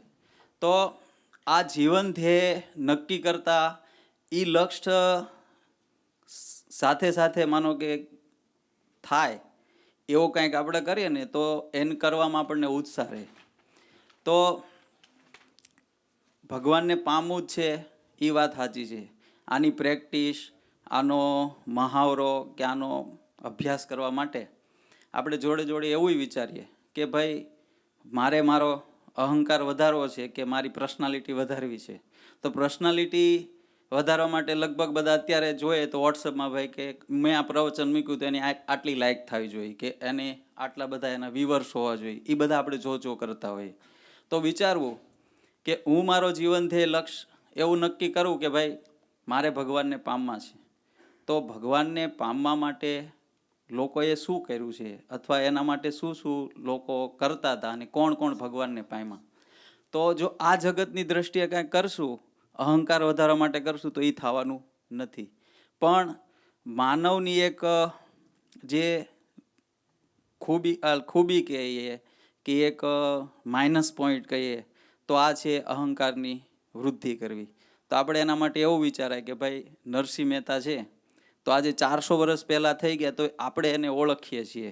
400 વર્ષ પહેલાં કોઈક એના સમકક્ષ હતા કે એને નાગર નાતીના બધા વડા હતા ને એવું બધા હતા તો એને પજવતા હતા, તો એને આપણે કોઈ યાદ નથી રાખતા, એને આપણને ખબર જ નથી. એમ આવી રીતે આપણે એને પ્રોત્સાહન આપી અને એવી રીતે આપણે કરીએ તો થાય. અને આની પ્રાપ્તિ માટે માનો કે આ એક લક્ષ્ય કર્યું તો હવે એને ઉજાગર કરવા માટે આપણા જે સાથીઓ હોય, આપણી ગુરુબંધો હોય, આપણા ગુરુજી હોય, એના જેટલા આપણે દાસ થઈને રહીએ, એના ગુલામ થઈને રહીએ, તો આ બધું એકદમ સરળ થઈ જાય છે. માટે આપણે આપણા જીવનની અંદર ખાલી એક જ વસ્તુ યાદ રાખવાની છે. તમે તમારા જીવનમાં જો આ શીખી રાખશો તો બહુ કામ થાવશે કે આપણે જેની સાથે રહીએ છીએ એની સાથે હળીમળીને રહીશું, એના ગુલામ થઈને રહીશું, તો આ લક્ષ્ય આપણો એકદમ ઇઝી અને એક સરળતાથી આપણે કરી શકશું. બોલો, કરી શકશું કે નહીં? બધાને મનાય છે કે નહીં? મનાય. આ એકદમ સત્ય અને હકીકત વાત છે. તો આને આપણે જેટલા ઉજાગર કરશું એટલો આપણો ફાયદો થશે. બોલો સહજાનંદ સ્વામી महाराज. ये वक्ता है कि नहीं है? नहीं है, नहीं है, अच्छा, सेवक है. तो शुरू में जब ये इतना आए तो सब हंस क्यों रहे थे? वो आनंदी है. वो ऐसे ही आनंदी है? अच्छा, ठीक है. तो कहाँ गए, कहाँ गए? रुको रुको अरे रुको रुको, अरे स्वामी जी वापस आए, खड़े रहो. हाँ, ठीक है. माइक संभालो. तो जैसे जब कथा करोगे तो यहाँ तो ठीक है, जितना आनंद आप शुरू में लिए ऐसा वहां नहीं लेने का कि ऐसे हार. ठीक, यहाँ के लिए ठीक है, आपसी वाले जानते सब. तो वहां पे अपना एक गरिमा, मतलब आनंद भी तौल के लेना पड़ता है. 100 ग्राम लेना है, 200 ग्राम लेना है, आधा किलो लेना है, शुरू में लेना है, बाद में. तो आनंद भी जरा तौल के लेना पड़ता है. और शुरू में किसी भी संत को जरा धीर गंभीर शुरू करना चाहिए, और आनंद बीच में आता है, फिर आनंद ऊपर जाता है, ऊपर जाता है, वापस जब क्लोजिंग होती है तो चूंकि कोई गोल देना रहता है लोगों को करने के लिए, तो फिर थोड़ा सा सीरियस होता चला जाता है. तो कहा जाता है कि जब आपको एक बड़ा वक्ता कहलाना है या बुद्धिजीवी वक्ता कहलाना है, तो आपका हास्य शुरू के 10% और एंड के 10% में नहीं आना चाहिए. क्योंकि शुरू के 10% में पब्लिक आपका जजमेंट लेती है, और एंड के 10% में आप पब्लिक को आदेशित या निर्देशित करते हो कि उनको क्या करना है.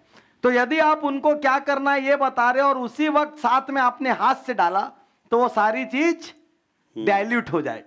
ठीक, ये ध्यान में रखिए. तो जब भी नॉर्मल कथाओं की बात और है, लेकिन जब कोई ऐसी जगह पर जावे, बाकी आवाज आपकी अच्छी, आनंद आप में वैसी भर के, पैर सिकोड़ो आप. अब देखिए, ये क्लासिक पहला केस है जिसमें इनके जो पैर का फैलाव था वो 12 इंच से ज्यादा था. ज्यादा था. तो ये ऐसे खड़े थे. अच्छा, ऐसे खड़े होने के बाद इनके पैर बाहर की ओर खुलते हैं. देखिए, बहुत फाइन चीज है, लेकिन एक केस आ गया करके आपको बतला रहा हूं. तो आप थोड़ा सा ऐसे पैर फैला के भी खड़े होते हो, गलत सही नहीं है, अभी परेशान नहीं होना. पैर फैला के भी खड़े होते हो और पैर की दिशा भी बाहर है. तो होता क्या है कि अंगूठे से अंगूठे वो 17-18 इंच हो जाता है. तो वो ऑड दिखता है, मतलब ऐसा लगता है ये. और अपन क्या बोलते हैं, पैरों पे सीधे खड़े हो और 10 से 12 इंच की दूरी, और शरीर कंधे के अंदर पैर सिमट जाना चाहिए. कंधे से बाहर ऐसा पैर नहीं जाना चाहिए कभी भी. जैसे अपन पतले और कंधे से बाहर पैर चला जाएगा तो बहुत ऑड दिखेगा. तो ये पब्लिक स्पीकिंग की बात नहीं कर रहा हूं मैं, पब्लिक स्पीकिंग के दौरान की बॉडी लैंग्वेज की बात कर रहा हूं. क्लियर? आप लोग को सबको क्लियर हुआ? तो कल से अभी तक कोई ऐसा खड़ा नहीं हुआ है? नहीं हुआ, ये पहले. ठीक है, तो ये अभी फर्स्ट आया ये मामला, और कल से आज तक कोई माइक से दूर खड़ा नहीं हुआ था. नहीं हुआ, वो भी पहला मामला है. पहला मामला है. तो देखो, सामने सामने मिल गया. अच्छा, एक और मैं भूल गया बात. एक जो वहां पर बोल रहे थे, आज अपने को पेंडुलम भी मिला है. तो एक नए जो यहाँ पर बोल रहे थे, लंबे से पतले से, जिनको मैंने बोला स्माइल करिए, तो वो उनको ना 2 बार खुजाल भी आई. हाँ, ध्यान दिया आपने किसी ने? और सहन स्वामी. हाँ, तो कहाँ है सहन स्वामी जी? सहन स्वामी खड़े हो जाओ. खड़े हो तो पहचानूंगा. खड़े हो जाओ ना. हाँ हाँ हाँ, बस यही. नहीं नहीं, इनको नहीं आया. इनको भी खुजली आई हाँ, थी. इन्हीं को आई थी. इनको आई थी. दूसरों को किसको आई थी? इन्हें खुजली नहीं. कहाँ है अनादि स्वामी? कहाँ है अनादि स्वामी? खड़े. नहीं नहीं नहीं नहीं, ये नहीं, ये वो सहन स्वामी ही था. हाँ, तो ऐसे करके आई और फिर ऐसे करके आई, है ना? आए सहन स्वामी. तो 2 बार आई. तो मंच बड़ी गजब की जगह है, और इन्होंने जमीन की खुदाई भी की थी ऐसे. हाँ अच्छा, मजे की बात क्या है मालूम है? बोलने वाले को नहीं पता रहता वो ये कर रहा है जी. सही बात. तो धीरे धीरे अपन उसको आइडेंटिफाई करते हैं. उसको तो जीवन भर नहीं पता लगता कि मैं गलत कर रहा हूँ, जीवन भर ही खुदालता रहे. तो जैसे वो अपने कई एनिमल्स होते हैं ना, ऐसे करते हैं. तो ये एक हुआ, ये एक हुआ, ये एक हुआ, एक नई चीज आज ये हुई, और एक चीज ये हुई. तो देखो पूरी चीज जितनी अपन ने बताई हाँ, वो सब वो मोटा मोटी सब सामने आ गई। तो अब आपका पैर फैलाने को आप ठीक नहीं कर पाओगे क्योंकि आपकी पहले से हैबिट है, ठीक है। तो जैसे ऐसा पैर वाला ऐसा नहीं हो सकता है, लेकिन आप ये जो विड्थ है बस इसको पास कर लो, तो अंगूठे टू अंगूठे से अभी आप खड़े हो एकदम परफेक्ट है, इससे 2 इंच और भी फैला दोगे तो भी परफेक्ट चलेगा, है। चलेगा। तो बस ऐसे से बचना है, ठीक, बहुत बढ़िया, वेरी गुड। तो यही देखिए डेमो का फायदा क्या है, ये सब चीज मैं मुंह से बताऊं या ये सब चीज आप पुस्तक में लाख पढ़ लो सब भूल जाओगे, लेकिन सामने जब हो रहा है ना आपको पूरा याद रहेगा, एक एक चीज याद रहेगी। तो आप तो आज के हमारे आखिरी मुख्य अतिथि वक्ता, ठीक है, हृदय प्रकाश स्वामी जी। तो प्रोटोकॉल क्या बोलता है आपको पता है ना, पार्लियामेंट्री प्रोटोकॉल बोलता है सबसे अंत में सबसे प्रमुख व्यक्ति बोलता है जी, यही है, सही बात है, यही एक्चुअल प्रोटोकॉल यही है कि सबसे प्रमुख, क्योंकि और प्रमुख व्यक्ति के बाद केवल धन्यवाद ज्ञापन होता है और प्रोग्राम खत्म हो जाता है। तो आज के हमारे सबसे प्रमुख वक्ता स्टार्ट।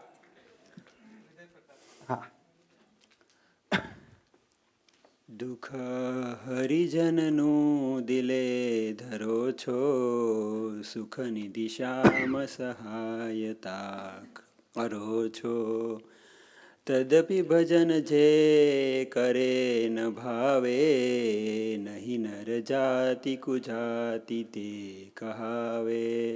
સહજાનંદ સ્વામી મહારાજની જય. વાલા વાલા મહારાજ, પૂજ્યપાદ ગુરુજી, દયાળુ સ્વામી તથા સર્વે સંતો ભક્તો તથા આદરણીય પટની સાહેબ, બધાને મારા જય સ્વામિનારાયણ. વાલા સંતો, એમાં થયું એવું, કાલે ગુરુજી જમવા ગયા ને સેશન પૂરું થયું ને એટલે ગુરુજી જમવા ગયા એટલે હું ત્યાં બાજુમાં બેઠો હતો, એટલે ગુરુજી કે તું કાંઈ ન બોલ્યો એમ. તો મેં કીધું ગુરુજી મને તો ક્યાં બોલતા આવડે છે. ગુરુજી કે તારે બોલવું જોઈએ ને એમ. પછી તો વાત પૂરી થઈ ગઈ એટલે મેં કીધું હા બીજું તો કાંઈ નથી આવ્યું. પછી સાંજે સેવામાં ગયો ને તો ફરી વાર ગુરુજી કે તું કાંઈ કેમ ન બોલ્યો, તારે બોલવું જોઈએ. એટલે મેં કીધું કે હવે તો બાવણા બધા બંધ થઈ ગયા, હવે તો કાંઈક કરવું પડશે. પછી તો સવારમાં પૂજા ચાલતી ને ત્યારનું શરૂ થઈ ગયું. મેં કીધું હું બોલું વાળું કાંઈ ખબર ન પડે. પછી તો એમને આમ ચાલ્યું ગયું. પછી ધીમે ધીમે સંતો અહીંયા બધા આવ્યા ને બધાને મદદ કરી તો કામ થઈ ગયું. તો આજે મારે એટલું કહેવું છે કે જીવનમાં ઉદ્દેશ્ય શું હોવો જોઈએ, કેવો હોવો જોઈએ અને એના માટે શું કરવું જોઈએ. બરાબર છે? બરાબર. તો બધા તમે મને સપોર્ટ આપશો? બહુ જ. જય સ્વામિનારાયણ. જય સ્વામિનારાયણ. જય સ્વામિનારાયણ. જય સ્વામિનારાયણ. Thank you. તો આપણે પહેલાં એ સમજશું કે જીવન ઉદ્દેશ્ય એટલે શું. ઉદ્દેશ્ય એટલે હેતુ, કાંઈક આપણે કરવાની ઈચ્છા, કાંઈક તમન્ના. બરાબર છે? તો ભગવાને આપણને માનવ શરીર તો આપી દીધું કે જાઓ ભાઈ આ દુનિયામાં જાઓ, તમારે જે કરવું એ કરો. પણ આપણને એ ખબર નથી કે આપણે શું કરવા આવ્યા છીએ. પણ જ્યારે આપણને એ ખબર પડે કે મારે આવું કરવું જોઈએ, આમ કરવું જોઈએ, આવું પ્રાપ્ત કરવું જોઈએ, અને એની સાચી ખબર પડે કે મારે આ જીવનમાં આમ કરવું છે, એ બધું શરૂ થઈ જાય અને એ નક્કી થઈ જાય પછી આપણું જીવન એક રસ્તા પર ચાલવા માંડે, નહીં તો ગમે ના વહી જાય. તો સૌથી પહેલાં જીવનનો ઉદ્દેશ્ય નક્કી કરવો જોઈએ અને હવે એને નક્કી કર્યા પછી એને કઈ રીતે પ્રાપ્ત કરવો, તો એના માટે મહેનત કરવી જોઈએ કે એ કઈ રીતે હું પ્રાપ્ત કરીશ. તો આપણો જીવનનો ઉદ્દેશ્ય એ છે કે ભગવાન પ્રાપ્ત કરવા, અને એના માટે આપણે એ જાણવું જોઈએ કે હું કઈ રીતે પ્રાપ્ત કરીશ. તો સંતો ભક્તોની મદદથી અને એની કૃપાથી પ્રાપ્ત કરી શકીશ. અને એના માટે જીવનભર આપણે ખૂબ સખત મહેનત કરવી પડે. આ 3 વસ્તુ હશે તો આપણે આપણો જીવનનો લક્ષ્ય પૂર્ણ કરી શકીશું. કયો? પહેલો તો જીવન લક્ષ્ય હોવો જોઈએ. બીજું એના એ કઈ રીતે હું પૂર્ણ કરી શકીશ એ ખબર હોવી જોઈએ. અને ત્રીજું કે એના આશીર્વાદ જોઈએ, સંતો ભક્તોના આશીર્વાદ જોઈએ. આ 3 વસ્તુ હશે તો આપણને આ બધું મળી જશે. હા. તો એકચ્યુઅલી થયું તો એવું કે હું બીજા વિષય ઉપર તૈયાર કરીને આવ્યો હતો. પછી જ્યારે ખબર પડી કે આ તો ઉદ્દેશ ઉપર બોલાવે એટલે મેં શબ્દ ફેરવી નાખ્યા. તો મને આના પરથી ખબર પડી કે જો જીવનનો ઉદ્દેશ્ય આપણે હરખાને નક્કી ન કર્યો હોય તો પછી આવું દુઃખ આવે, ચાલુ ગાડીએ ટ્રેક ફેરવવો પડે. એટલા માટે હું સંતો ભક્તોના ચરણોમાં પ્રાર્થના કરું છું કે મારા સંતો ભક્તો બધાએ મને એવી મારા પર કૃપા કરે અને 2 હાથ આપીને મને આશીર્વાદ આપે કે હું મારા જીવન લક્ષ્ય પરથી ક્યારે ફરું નહીં અને સંતો ભક્તોને મહારાજને ગુરુજીને રાજી કરી શકું, તો તમે બધા 2 હાથ ઊંચા કરીને મને આશીર્વાદ આપજો. વાહ, બહુ સરસ. અને હવે અંતમાં આપણે કાલે ગુરુજીએ ચોપાઈ ગોખાવી છે એ આપણે ગાઈ લઈએ, જેથી આપણું જીવન લક્ષ્ય વધારે મજબૂત થાય. કે માટે સાથે બધા ગાજો સાથે. હા. માટે મારે વિશ્વાસે રેજો રે, મુજ વિના નથી કોઈ બીજો રે. મેં કર્યું તે તમે સર્વે ભાળ્યું રે, દુઃખ ટાળ્યું ને સુખ આલ્યું રે. મને તમે જાણો છો ભગવાન રે, તે માટે કરજો મારું ધ્યાન રે. સુખ દુઃખ આવે સર્વે ભેવું રે, સુરવીર પાણે રહેવું રે. સજાનંદ સ્વામી મહારાજની જય. हाँ, नए वक्ता की पुराने नए नए बिल्कुल नए हैं, बिल्कुल नए एकदम फ्रेश. ये सब गुरुजी चौका छक्का मार रहे हैं अभी लोग. मैंने नहीं माना था कि वो इतना खुल के बोलेंगे मेरे सामने, पर आज तो उन लोगों ने कमाल कर दी. हाँ, अब देखिए गुरु आनंदित हो गए तो और क्या चाहिए सबको. गुरु के आनंद से बड़ा कोई पुरस्कार नहीं होता, सब पुरस्कार उसके आगे छोटे हैं. तो यहाँ के लिए तो ठीक है ओपनिंग, लेकिन जैसे मैं गुरुजी ने बोला कि तुम कुछ बोलो, फिर मैं सोचा मैं क्या बोलूँ, फिर वो बोले बोलो, ठीक है. तो लेकिन जब नॉर्मल होगा तो आप कोई गलती से शुरुआत नहीं करेंगे कि मेरे को पता नहीं था या मैं बोलूंगा कैसे, वहां नहीं करेंगे. यहाँ के लिए आनंद ठीक है. सबसे बड़ा इनके स्पीच का प्लस क्या था पता है? फुल आनंद में था. तो जब आप आनंद में रहोगे ना, तो आपका थोड़ा नाक पे हाथ जाए, थोड़ा कहीं हाथ जाए, थोड़ा पीछे हाथ जाए, थोड़ा आगे हाथ जाए, सब कुछ चलता है. जैसे कल अमिताभ बच्चन आनंद में है तो जेब में हाथ डाल रहा है, हाथ ऐसा कर रहा है, जो कर रहा है सब आनंद में है. तो आपका हैंड मूवमेंट काफी अच्छा था, कोई दिक्कत नहीं है. और वॉइस क्वालिटी आपकी अच्छी है. और क्लोजिंग इन्होंने बहुत अच्छी करी. इन्होंने जो भी आपका जो एक भजन जो भी हिस्सा रहा वो ऐसा वाला उठाया कि आप सब जानते हैं. एक्चुअली स्टाइल भी यही होती है. बड़े वक्ता क्या करते हैं, शुरू करते हैं एक आध लाइन हाँ गाइए और आपके साथ आनंद लेते हैं, फिर बीच बीच में थोड़ा गा देते हैं, फिर चुप हो जाते हैं. तो मैं तो बड़ा वक्ता समझ रहा था यार. अच्छा ठीक है. तो बहुत बढ़िया. ये सब गुरुजी थोड़े थोड़े के बाद ये तैयार हो जाएंगे. इन सबको बेसिक स्किल समझ आ गया है. अचानक ही सबको बीच में याद आता है हाथ उठाना है, भाड़ भाड़ हाथ उठाना शुरू कर देते हैं. सबको बीच में याद आता है हाथ उठाना है. जगह हो न हो याद आया था. ये अच्छा अपने को तो पता लग जाता है, ये अभी अचानक याद है, अरे हाथ उठाना भूल गया. ठीक है.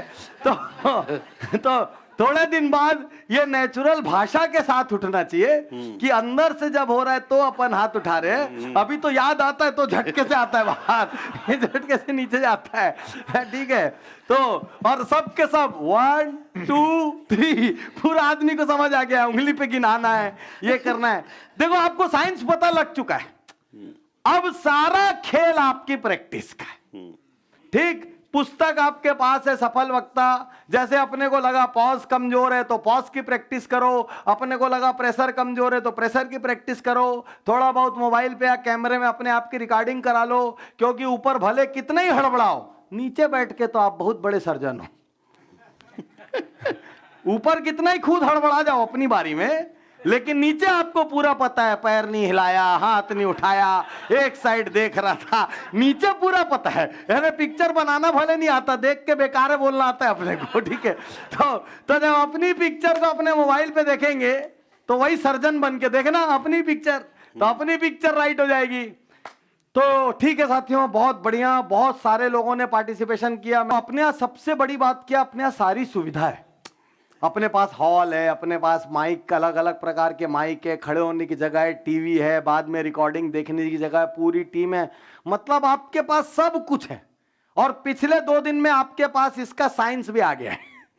अब बस सबको मिलाओ और जबरदस्त फिनिश्ड प्रोडक्ट बाहर निकालना, सबको मिला के. तो अब मैं अपने आज के इस सेशन को यहाँ पर समाप्ति करता हूँ. आप सबके भोजन का भी समय यहाँ पर हो रहा है और यह माइक ले लेता हूँ मैं साथ में अपनी बात पूरी करने के लिए. तो मैं जब बोलूँगा तो अपने आप नेचुरल बॉडी लैंग्वेज वगैरह भी सब जो भी कुछ है। तो पोडियम बहुत अच्छी चीज़ है, लेकिन यहाँ से हाथ उठते रहना चाहिए। और एक छोटी सी चीज़ और, जैसे जब हम इधर बोले तो थोड़ा इधर बॉडी जानी चाहिए। तो कल आप मोदी जी का देख रहे थे, तो मोदी जी जब इधर बोल रहे थे तो ऐसा टेढ़ा हो जाते थे, ठीक है, और जब इधर बोले तो ऐसा, फिर ऐसा टेढ़ा जाते थे, तो पूरी बॉडी को वो शिफ्ट करते थे। तो आप बहुत आनंद के साथ बॉडी भी शिफ्ट कर सकते हो। तो पहले तो कम से कम गर्दन शिफ्ट करो, और गर्दन शिफ्ट करने के बाद, और जब बहुत आनंद लेना हो ना, तो ऐसा ये अटल बिहारी भी चलेंगे तब, बहुत आनंद, क्योंकि ये गर्दन हिलाने का, जैसे आदमी आनंद हुआ, हाँ आनंद आ रहा है, ऐसा नहीं बोलता, अरे बहुत आनंद आ रहा है। आनंद की अनुभूति ना गर्दन की गोलाई से हिलने में होती है, ऐसे नहीं हो सकता है, हाँ बहुत मेरे को आनंद आ रहा है, ऐसा आनंद नहीं आता, अरे क्या आनंद था। तो ये ऐसा ही होता है आनंद, हमेशा ऐसा आनंद में बोलते हैं ना, आनंद में हिचकोले खा रहे थे, तो हिल रहे एकदम नाव में, जीवन रूपी नाव में, आनंद में, जो नाव भंवर में समुद्र में हिल रही। खैर, तो परसों शाम को हमने शुरू किया था, परसों शाम को हमने बॉडी लैंग्वेज किया, और बॉडी लैंग्वेज का विज्ञान, एक चीज़ अब आप कभी नहीं बोलेंगे, वो है हाथ बांधना। वो अब आपको कहीं पर भी कोई हाथ बांधा हुआ दिखेगा तो अंदर से आपके डॉक्टर उज्जवल पाटनी बोल उठेंगे, खोलो भाई, ये अब आपकी लाइफ का हिस्सा है। बाकी बॉडी लैंग्वेज में मेरा पास्ट अनुभव ये कहता है, याद उन्हीं को रह पाता है जो प्रैक्टिस करते हैं। बाकी सबको ये एक आध चीज़, छोटी मोटी हाथ बांधना, पैर बांधना, ये हेडमास्टर पोज है, जैसे आज ये चल रहे तो गुरुजी ने बोला हाँ तुम हेडमास्टर पोज में बोलो हम सुन रहे हैं, तो ये आपको याद रह जाएगा बिल्कुल, हेडमास्टर पोज। ऐसे छोटी मोटी चीज़ें, ये वाला आपको याद रह जाएगा, वो पैर डालने वाला, ऐसी कुछ चीज़ें आपको याद रह जाएंगी। और बाकी बॉडी लैंग्वेज को आपको बहुत प्रैक्टिस करना पड़ेगा। जब आप बहुत बॉडी लैंग्वेज को प्रैक्टिस करेंगे तब जाके बॉडी लैंग्वेज यहाँ उतरेगी, तब जाके बॉडी लैंग्वेज यहाँ घुसेगी। अच्छा, अभी मैं जितनी भी देर बात करूं, आप मेरी बॉडी लैंग्वेज भी देखेंगे, आप मेरी आई कांटेक्ट भी देखेंगे, आप मेरा हैंड लैंग्वेज भी देखेंगे, ठीक। अभी 12 बजने में 15 मिनट कम है मेरी घड़ी में, मैं ठीक 12 बजे खत्म कर दूंगा कार्यक्रम को। तो आप मेरी आई कांटेक्ट देखेंगे, आप मेरी हैंड मूवमेंट देखेंगे, और मेरी बॉडी लैंग्वेज देखेंगे। तो अब मैं यहां पर ऐसा करूंगा तो इसका मतलब आप ही बोलने वाले हो बॉडी लैंग्वेज। खास बात ये होती है कि एक समय ऐसा आता है कि हम क्या बोलना चाहते हैं वो सामने वाले को पता होता है, ठीक। तो हमने परसों शाम को बॉडी लैंग्वेज सीखा। तो जो भी सीनियर गुरु लोग हैं या जिनको भी क्रिटिकल जगह पर जाना है, जो भी यहाँ पे महत्वपूर्ण दायित्व संभालते हैं, बड़ी कथाएं करते हैं, लोग आपके पास समस्या लेकर आते हैं, आप बॉडी लैंग्वेज की मदद लेके बहुत बार दूसरों के मन का सच और झूठ जान सकते हैं। इससे कभी कभी आप कुछ गड़बड़ होने से बच भी सकते हैं, और कभी कभी भक्त को सही सलाह, सही निर्देश भी दे सकते हैं, उसका जीवन आप बदल सकते हैं ये समझ के कि उसके मन के अंदर क्या चल रहा है। तो पहली चीज क्या है? Body language. तो बॉडी लैंग्वेज में आप प्रैक्टिस करेंगे। यदि आप चाहते हैं तो मैं प्रेजेंटेशन यहाँ पर मेल कर दूंगा, उस प्रेजेंटेशन को आप पुनः पुनः देख सकते हैं। ये हो गया बॉडी लैंग्वेज की बात। कल सुबह हमने यहाँ पर अपना दिन शुरू किया। सुबह हमने 10 लोगों को लिया। किस चीज के लिए? भैया डेमो दो। तो एक एक करके जब डेमो दिए तो अपने को जजमेंट समझ में आया। हमने दिन भर opening, body, closing, data collection, data selection, data arrangement से लेकर pause, pressure, variation, mic, hand language, leg language, सारा कुछ कवर किया। मैं हमेशा कहता हूं, लोग कहते हैं हमको बोलना नहीं आता। लोग ये भी कहते हैं ओरा जी कि बोलना एक जन्मजात कला है। बहुत सारे लोगों को यह भ्रम है कि बोलना जन्मजात गुण हो सकता है। जन्मजात, मैं ये नहीं कहता कि नहीं हो सकता। कई लोग जन्मजात तेज दौड़ते हैं, लेकिन एक दूसरा आदमी प्रैक्टिस करके भी तेज दौड़ सकता है। एक दूसरा आदमी जिसको जन्मजात नहीं है, वो सीख कर भी पब्लिक स्पीकिंग शानदार, अद्भुत, असाधारण कर सकता है। तो जो भी चीज हम सीख सकते हैं, फिर उससे डरना कैसा? डरना तो उस चीज से, मैं अपनी ऊंचाई को चेंज नहीं कर सकता, मैं अपने रंग को चेंज नहीं कर सकता, मैं अपनी कद काठी को चेंज नहीं कर सकता, मैं अपनी जो आवाज निकलती है उसको नहीं बदल सकता। लेकिन जो कला मैं सीख सकता हूं, उसके लिए क्यों हीन भावना पालना, क्यों उसके लिए हल्के में जीना? जीतो, सीखो, खत्म करो। ठीक। तो कल हमने बताया आपको सारी चीज। ये पुस्तक सफल वक्ता सफल व्यक्ति यहां पर दी गई है। सफल वक्ता सफल व्यक्ति को लोग कहते हैं भाई ये पब्लिक स्पीकिंग की बाइबल है, गीता है, कुरान है, जिनवानी है, पब्लिक स्पीकिंग की। क्योंकि इसको केवल पन्ना दर पन्ना चलते जाइए, प्रैक्टिस करते आइए, चलते आइए, प्रैक्टिस करते आइए। 2-4 लोगों को घेर लिए, उनको सुना दिए। आई कांटेक्ट सीखना है, 10-5 कुर्सी इधर उधर बिखेर दिए। तो अगला 15 दिन से 1 महीना आपके लिए बहुत क्रूशियल है। उसके बाद मैं आपके दिमाग से बाहर हो जाऊंगा। आज के सेशन की लाइफ 15 दिन से 1 महीना है। जैसे गरम तवे पर रोटी बनती है, ठीक उसी तरीके से अभी 10-15 दिन आपके अंदर पूरा करंट रहेगा। इस 15-20 दिन में आप जितनी बार प्रैक्टिस कर लेंगे, उसके बाद वो आपके अंदर समा जाएगा। आपको प्रैक्टिस करने की जरूरत नहीं पड़ेगी। जब कोई नई नई गाड़ी सीखता है, उसको याद रखना पड़ता है फर्स्ट गियर कहाँ है, सेकंड गियर कहाँ है, बाएं पैर में क्लच है, दाएं पैर में एक्सीलेटर है, ब्रेक है। एक समय के बाद हम गाड़ी चलाते नहीं, गाड़ी बस चलती है, चलती है और चलती है। हम तो गाड़ी में खाली बैठ जाते हैं, कब हाथ गियर लगा रहा है, कब हाथ स्टीयरिंग घुमा रहा है, कब कौन सा पैर क्लच दबा रहा है, कब कौन सा पैर ब्रेक दबा रहा है, कुछ नहीं पता होता। 100-200 किलोमीटर की दूरी तय हो जाती है, आजू बाजू वाले से बात भी करते रहते, सब कुछ करते हैं। ठीक इसी तरीके से जिस दिन पब्लिक स्पीकिंग आपके अंदर समा जाएगी, आपको ना हैंड लैंग्वेज याद रखना है, ना आई कॉन्टेक्ट याद रखना है, ना आपको कुछ पॉज, प्रेशर, वेरिएशन, सब अंदर से निकलेगा, सब आनंद में निकलेगा। आपको बता रहा हूं, कुछ करने की जरूरत नहीं है। बस ये जो 10-20 प्रैक्टिस के पड़ाव हैं, इसको आप लोग सब निकाल लीजिए और बहुत रिलीजियसली निकाल लीजिए। क्योंकि मैं पहले तो गुरुजी का बहुत बहुत धन्यवाद करता हूं कि आपने इतना सोचा। क्योंकि आज मैं 2 महीने पहले यहाँ आया था, उस वक्त मेरे को ध्यान है, हम ऊपर कक्ष में बातचीत कर रहे थे, मिले, बातचीत करते करते मैंने कहा कि हम पब्लिक स्पीकिंग सिखाते हैं, बड़े बड़े लोग सीखते हैं, नेता सीखते हैं, कारपोरेट सीखते हैं, बड़े अधिकारी सीखते हैं। कई कई लोगों की जीवन भर की हीन भावना, 20-20 साल से वो करोड़ों रुपया कमा चुके हैं, लेकिन वो बड़े मंचों को अवॉइड करते हैं। वो लाखों करोड़ों का डोनेशन देते हैं, उनको मुख्य अतिथि के रूप में बुलाया जाता है, गुरुजी बोल नहीं पाते, उसका दंश उनके अंदर रहता है। और पब्लिक नीचे से जो बोलता है उसके आधार पे जजमेंट ले लेती है। और कई बार पब्लिक बोलती है यार इतना बड़ा आदमी बोलना नहीं आता, लेकिन पब्लिक बहुत उथली है, सुपरफिशियल है, ऊपर ऊपर जजमेंट ले लेती है। तो इस हीन भावना में कई बार उनका पूरा जीवन अटक जाता है। और जब वो बोलने की कला सीखते ना, आंसू गिरते, टपकते, गले लग के रोते हैं और हर जगह बोलना चाहते हैं, फिर ऐसा लगता है विजय श्री हो गई, जीवन पे जीत हासिल कर ली। तो पब्लिक स्पीकिंग एक बहुत बड़ा आर्ट है।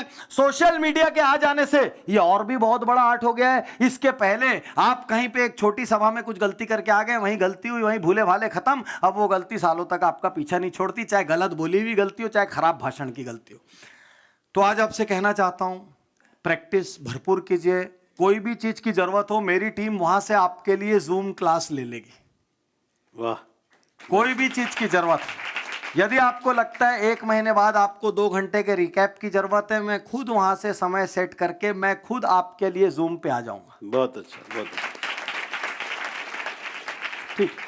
और मैं यहां पर आया हूं, आप विश्वास कीजिए कि मैं इसलिए नहीं कह रहा हूं कि मुझे आपके सामने खड़े होना है या प्रशंसा करना। मेरा काम तो खत्म हो गया, मैंने अपना काम 3 दिन पूरी शिद्दत से किया है, कहीं कोई कंप्रोमाइज नहीं किया, 1% भी कमी बेसी नहीं की। जितना मैं जानता था मैंने सब उड़ेला, और उड़ेलते वक्त पूरे मन से, रोम रोम से मैं बहुत आनंद लेते हुए करता हूं। मैंने बहुत आनंद लिया है। मैं इस काम में आया ही आनंद के लिए हूं। इसके पहले मैं डॉक्टर था, कोई आर्थिक नीड मुझे नहीं है, प्रसिद्धि की नीड मुझे नहीं है। लोकल लेवल पे मैं संतुष्ट था, जितना एक डॉक्टर एक राज्य में सफल होकर हो सकता है, मैं वहां संतुष्ट था। मैं ये लाइन लिया ही इसलिए हूं क्योंकि मुझे लोगों को बदलने में आनंद आता है। जब वो अपनी कमियों पे, अपनी कमजोरियों पर जीत हासिल करते हैं, जब इस कमियों पर जीत हासिल करने की वजह से उनके बैरियर टूटते हैं और उसके बाद वो जो नई उपलब्धियां हासिल करते हैं, मेरे लोग को लगता है मैं सफल हो गया। हमेशा से गुरुजी मैं ये मानता हूं, मैं जिनको सिखाता हूं उनकी सफलता में मेरी सफलता है। क्या बात है, बहुत बढ़िया। यदि वो सफल नहीं हुए तो मैं असफल हो गया। तो इसीलिए कई बार लोग छोड़ के जाते रहते हैं, मैं नहीं बोलूंगा, मैं नहीं बोलूंगा। मैं उनको पीछे पड़ते रहता हूं, नहीं फिर से बोलो, नहीं कंप्लीट करो, नहीं ऐसा क्यों किए, नहीं ऐसा करो। कायदे से मैं उनको छोड़ सकता हूं, भाई मेरे को तो टिक लगाना है जी, इतने लोग हो गए, हाँ हो गए, काम खत्म हो गया। नहीं, मेरे को मजा ही नहीं आता जब तक चेंज नहीं दिखे। मेरे को लगता है मैं असफल हो गया। मेरे को रात को नींद नहीं आती जिस दिन मेरा कोई प्रोग्राम अच्छा नहीं होता। आप विश्वास नहीं करेंगे गुरुजी, कई बार ऐसा होता है, मेरे को पता है आज मेरा प्रोग्राम अच्छा नहीं हुआ, मेरा 2 घंटे का लेक्चर अच्छा नहीं हुआ, नीचे वाले को नहीं पता है, नीचे वाला तो ताली मार मार के गदगद है, लेकिन उस रात को मेरे को नींद नहीं आती। ऐसा कैसे हो गया? मैं अपने स्तर से नीचे कैसे परफॉर्म कर गया? भले उनको नहीं पता चला, लेकिन मुझे तो पता है जी। तो हमारी विजय तो तब है जब हमको पता रहे क्या गलत हो रहा है और हम सुधार कर सके। हमको किसी दूसरे के हमको रिमाइंड करने का, पुरस्कार देने का या दंड देने का इंतजार ना करना पड़े। हम ही अपने मूल्यांकन करता हूं, हम ही परीक्षार्थी है, हम ही एग्जाम में बैठ रहे और हम ही एग्जामिनर है, तब जीवन का आनंद है। तो मैं आपसे कहता हूं कि प्रैक्टिस करके आप इसमें माहिर हो सकते हैं। मैं यहां जब आया, मैं अभी गुरुजी से कक्ष में कह रहा था कि मैं कोई भी बोझ लेके या प्रोफेशनल असाइनमेंट मान के 2 दिन के प्रोग्राम को नहीं कर रहा हूँ। मुझे करने में ना मज़ा आ रहा है, आई एम एंजॉइंग दिस। और मैं आप लोगों की सादगी देख के, आप लोगों की सेवा देख के, मेरा काम ऐसा है कि मैं बहुत सारी जगह जाता हूँ, बहुत धर्मों में जाता हूँ, छोटे बड़े मंदिरों में जाता हूँ, मठों में जाता हूँ। और चूंकि बड़े मोटिवेशनल स्पीकर्स में से 1-2 ही लोग हैं जो समाज के लिए बोल सकते हैं, परिवार के लिए बोल सकते हैं, इसलिए हमको याद भी ज़्यादा किया जाता है। जैसे ये पब्लिक स्पीकिंग, हिंदुस्तान में 1-2 को छोड़ के कोई हाथ नहीं लगाएगा ठीक से, क्योंकि किसी के पास ऐसी बुक भी नहीं है कि डेमो में यूज़ करें। वो मेरी बुक यूज़ करेंगे नहीं, तो सब किस्म के कष्ट है, तो वो अपनी कब लिखेंगे, कब बनाएंगे, तो अपने प्रोफेशनल प्रॉब्लम्स हैं। मैं आपसे एकदम खुले मन से कहना चाहता हूँ, मतलब मैं जब यहाँ पे पैर रखा ना, मेरे को बहुत आनंद की अनुभूति हुई। ऐसा लगा मानो भूमि मेरे से बात कर रही हो कि एकदम सही जगह पर। आपको पता है मैं बहुत दुखी होके जा रहा हूँ। कायदे से 2 दिन तो बहुत अच्छा गया, सुखी होके जाना चाहिए, लेकिन मैं बहुत दुखी होके जा रहा हूँ। रीज़न, मेरे को यहाँ पे पर्सनल टाइम बिताने का मौका ही नहीं मिला अपने साथ। जब मैंने रात को, कल पहली बार भी मैंने सब गायों को देखा था, कल रात को फिर महेश जी और मृगेश जी हम सब लोगों सब जगहों को देख रहे थे, तो वहाँ पर जब मैंने देखा, देखिए क्या ब्यूटी है आपकी जगह में, हर चीज़ में वो जी मैनेजमेंट दिखता है इनके। अब गाय को रखे हैं तो इतने से इतना बछड़ा एक एज ग्रुप, इतने से इतना बछड़ा एक एज ग्रुप, वो मुंह में पानी डालने वाला सेंसर है, वहाँ पे मुंह डाले पानी आ जाएगा। वो गाय को ट्रीट करने के लिए वो बांस का छोटा सा बना हुआ है, जिसके अंदर समझ लो छोटा सा क्लिनिक है वो उनका, वहाँ पे उनको बांध बूंद के जो इंजेक्शन लगाना है सब लगाना है। तो बहुत विजन है एक्चुअली। गुरुजी मतलब आप मैनेजमेंट गुरु हो, आपके पास 5-10 MBA की डिग्री है, कागज भले हो ना हो उससे कोई फर्क नहीं पड़ता, लेकिन 5-10 डिग्री के बराबर आपका मैनेजमेंट है, 1 डिग्री के बराबर नहीं है। तो कहीं से भी कहीं मैंने देखा, मैं कल जा रहा था तो मंदिर में एक पेड़ा दे रहे हैं। अधिकांश जगहों पर प्रसादी के चार्जेस लगते हैं, भोजन के चार्जेस लगते हैं। तो आपकी जो उसके पीछे सोच है या जो क्वालिटी ऑफ वर्क है किसी भी जगह पर। अब कल शाम को, अभी मैं गुरु से कह रहा था, आपको नहीं पता, कल रात को हम यहाँ से कक्ष में गए और मेरी मीटिंग शुरू हो गई। हमारी रात को 1-1:30 बजे तक मीटिंग चली और उसके बाद 1:30 बजे मेरा, आज जहाँ शाम को व्याख्यान है, देखा मोबाइल चालू करके, दिन भर से तो मोबाइल चालू नहीं किया था, देखा चालू करके तो उनका मैसेज था, पाटनी जी कल का टॉपिक चेंज हो गया। मतलब पब्लिक स्पीकिंग जो मैं आपको सिखा रहा हूँ वही चैलेंज में मैं कल आधी रात को फंस गया 1:30 बजे। तो 1:30 बजे मैंने फिर उस नए टॉपिक पे काम करना शुरू किया और 3-3:30 बजे तक आज का नया स्पीच बनाया जो अभी मैं जाके देने वाला हूँ शाम को। तो सारी है कि ये सब कर रहा हूँ, तो मैं देखता हूँ रात को 12 बजे वो चिराग भाई वगैरह कमरे में आए, बोले हमको पता चला है आपकी मीटिंग है, आप चाय कॉफ़ी लेंगे क्या? और रात को 12 बजे, 1 बजे, 2 बजे कहाँ ऐसी सेवा होती है। और आपकी भी मैं प्रशंसा करना चाहता हूँ, गुरुजी की लीडरशिप के बारे में भी कहना चाहता हूँ। किसी से कहीं भी बात कर लो, मेरा अपना निजी अनुभव है, हर दूसरी जगह में कई किस्म के प्लस होते हैं, कई किस्म के माइनस होते हैं। यहाँ किसी से कहीं से भी बात कर लो, हर व्यक्ति 2-4 लाइन में बोले हमारे गुरुजी ऐसा कहते हैं, हमारे गुरुजी। तो ये आपका प्रेम इनके प्रति दिखता है, जो एक लीडरशिप दिखती है इस पूरी जगह में, जो मैनेजमेंट दिखता है, जो विजन। और गुरुजी एक और बहुत बड़ी बात है, स्पीड। यहाँ पे आपके यहाँ स्पीड भी है, नहीं तो 92 से अभी तक में इतना बड़ा खड़ा हो जाना, this is not a joke. और पिछली बार मैं आया था वो 2 मूर्तियां नहीं थी, हैं वो दोनों मूर्तियां वहाँ खड़ी हो गई और इतना सुंदर डेकोरेशन। और रात को वो मैंने देखा वो भगवान को हिलाने वाला झूला, वहाँ पे लाइट जल रही, बहुत छोटी छोटी चीज़ें हैं, लेकिन उतनी छोटी छोटी चीज़ें विजन सिखाती हैं। तो आप सब तो और ज़्यादा जानते होंगे, फिर भी मैं आपसे कहूँगा शास्त्रों के साथ साथ गुरुजी का आप विज़न भी ध्यान देना, कैसे वो चीज़ों को फाइनली मैनेज करते हैं। मैं एक ऑब्जर्वर हूँ, मैं बहुत ऐसा देखता रहता हूँ। मैं ना कई बार लोग मुंह से क्या बोल रहे हैं उस पर यकीन नहीं करता, मैं चारों तरफ देखता हूँ कि जो वो बोल रहे हैं उसका प्रमाण क्या है। और कई बार हो सकता है वो नहीं बोल रहे हैं, विनम्रता है उनकी, नहीं बोल रहे हैं, उनके भीतर का मैं छोटा है, नहीं बोल रहे हैं, तो भी as a observer, as a management guru मेरा ये दायित्व है कि मैं चारों तरफ देखूँ क्या फाइन चीज़ें होती है। क्योंकि हम लोग अपनी जगह सांसारिक जीवन में बहुत तरक्की कर लिए हैं, और मैं जहाँ से बड़ा हुआ हूँ बिना माता के, बिना पिता के, अपना ही सब कुछ करके, और बहुत ही ख़राब स्टूडेंट, मतलब मेरे से ख़राब तो दुनिया में आदमी नहीं हो सकता स्टूडेंट के लेवल पर है, हमेशा ब्लैक लिस्ट का टॉपर रहा हूँ मैं, ठीक है। तो मेरे जैसा आदमी यदि ट्रांसफॉर्म हो सकता है, तो भी आज कभी कभी मैं कंफ्यूज हो जाता हूँ। और मेरे को हमेशा ये लगता है कि जब दो लोग शतरंज खेलते हैं ना गुरुजी, हमेशा तीसरे आदमी को दिखता है गड़बड़ कहाँ हो रही है। अच्छा। तो जैसे कोई बचपन में शतरंज खेला है किसी ने, तो जितने ने भी शतरंज खेला है, तो जब दो लोग खेलते हैं और वहां पे कोई तीसरा आता है, तो हम लोग पहले क्या बोलते हैं तीसरे वाले को, बीच में मत बोलना बीच में नहीं बोलना, क्योंकि पता नहीं वो ऊपर से देखता है, उसको दिख जाता है क्या मर रहा है। तो हमेशा जैसे हम लोग गुरुजी बिजनेस को कंसल्टेंसी देते हैं, तो मान लीजिए ना तो हमने स्टील का बिजनेस किया है, ना हमने कपड़े का बिजनेस किया है, ना हमने ज्वेलरी का बिजनेस दिया, ना हमको चमड़े का बिजनेस किया है, सॉफ्टवेयर का, और ये सब हमसे कंसल्टेंसी देते हैं, हमको लाखों करोड़ों रुपया देते हैं, हमको आदर सम्मान के साथ बुलाते हैं, जबकि हमने इनका बिजनेस ही नहीं किया। खास बात ये, जो बिजनेस वो 20 साल से चला रहा है और 20 साल से जो वो प्रॉब्लम सॉल्व नहीं कर पाया, वो बोलता है पाटनी साहब आपसे मेरे को एक प्रॉब्लम सॉल्व करवाना है। अरे तुम तो उसको 20 साल से कर रहे हो, तुम ही नहीं कर पाए।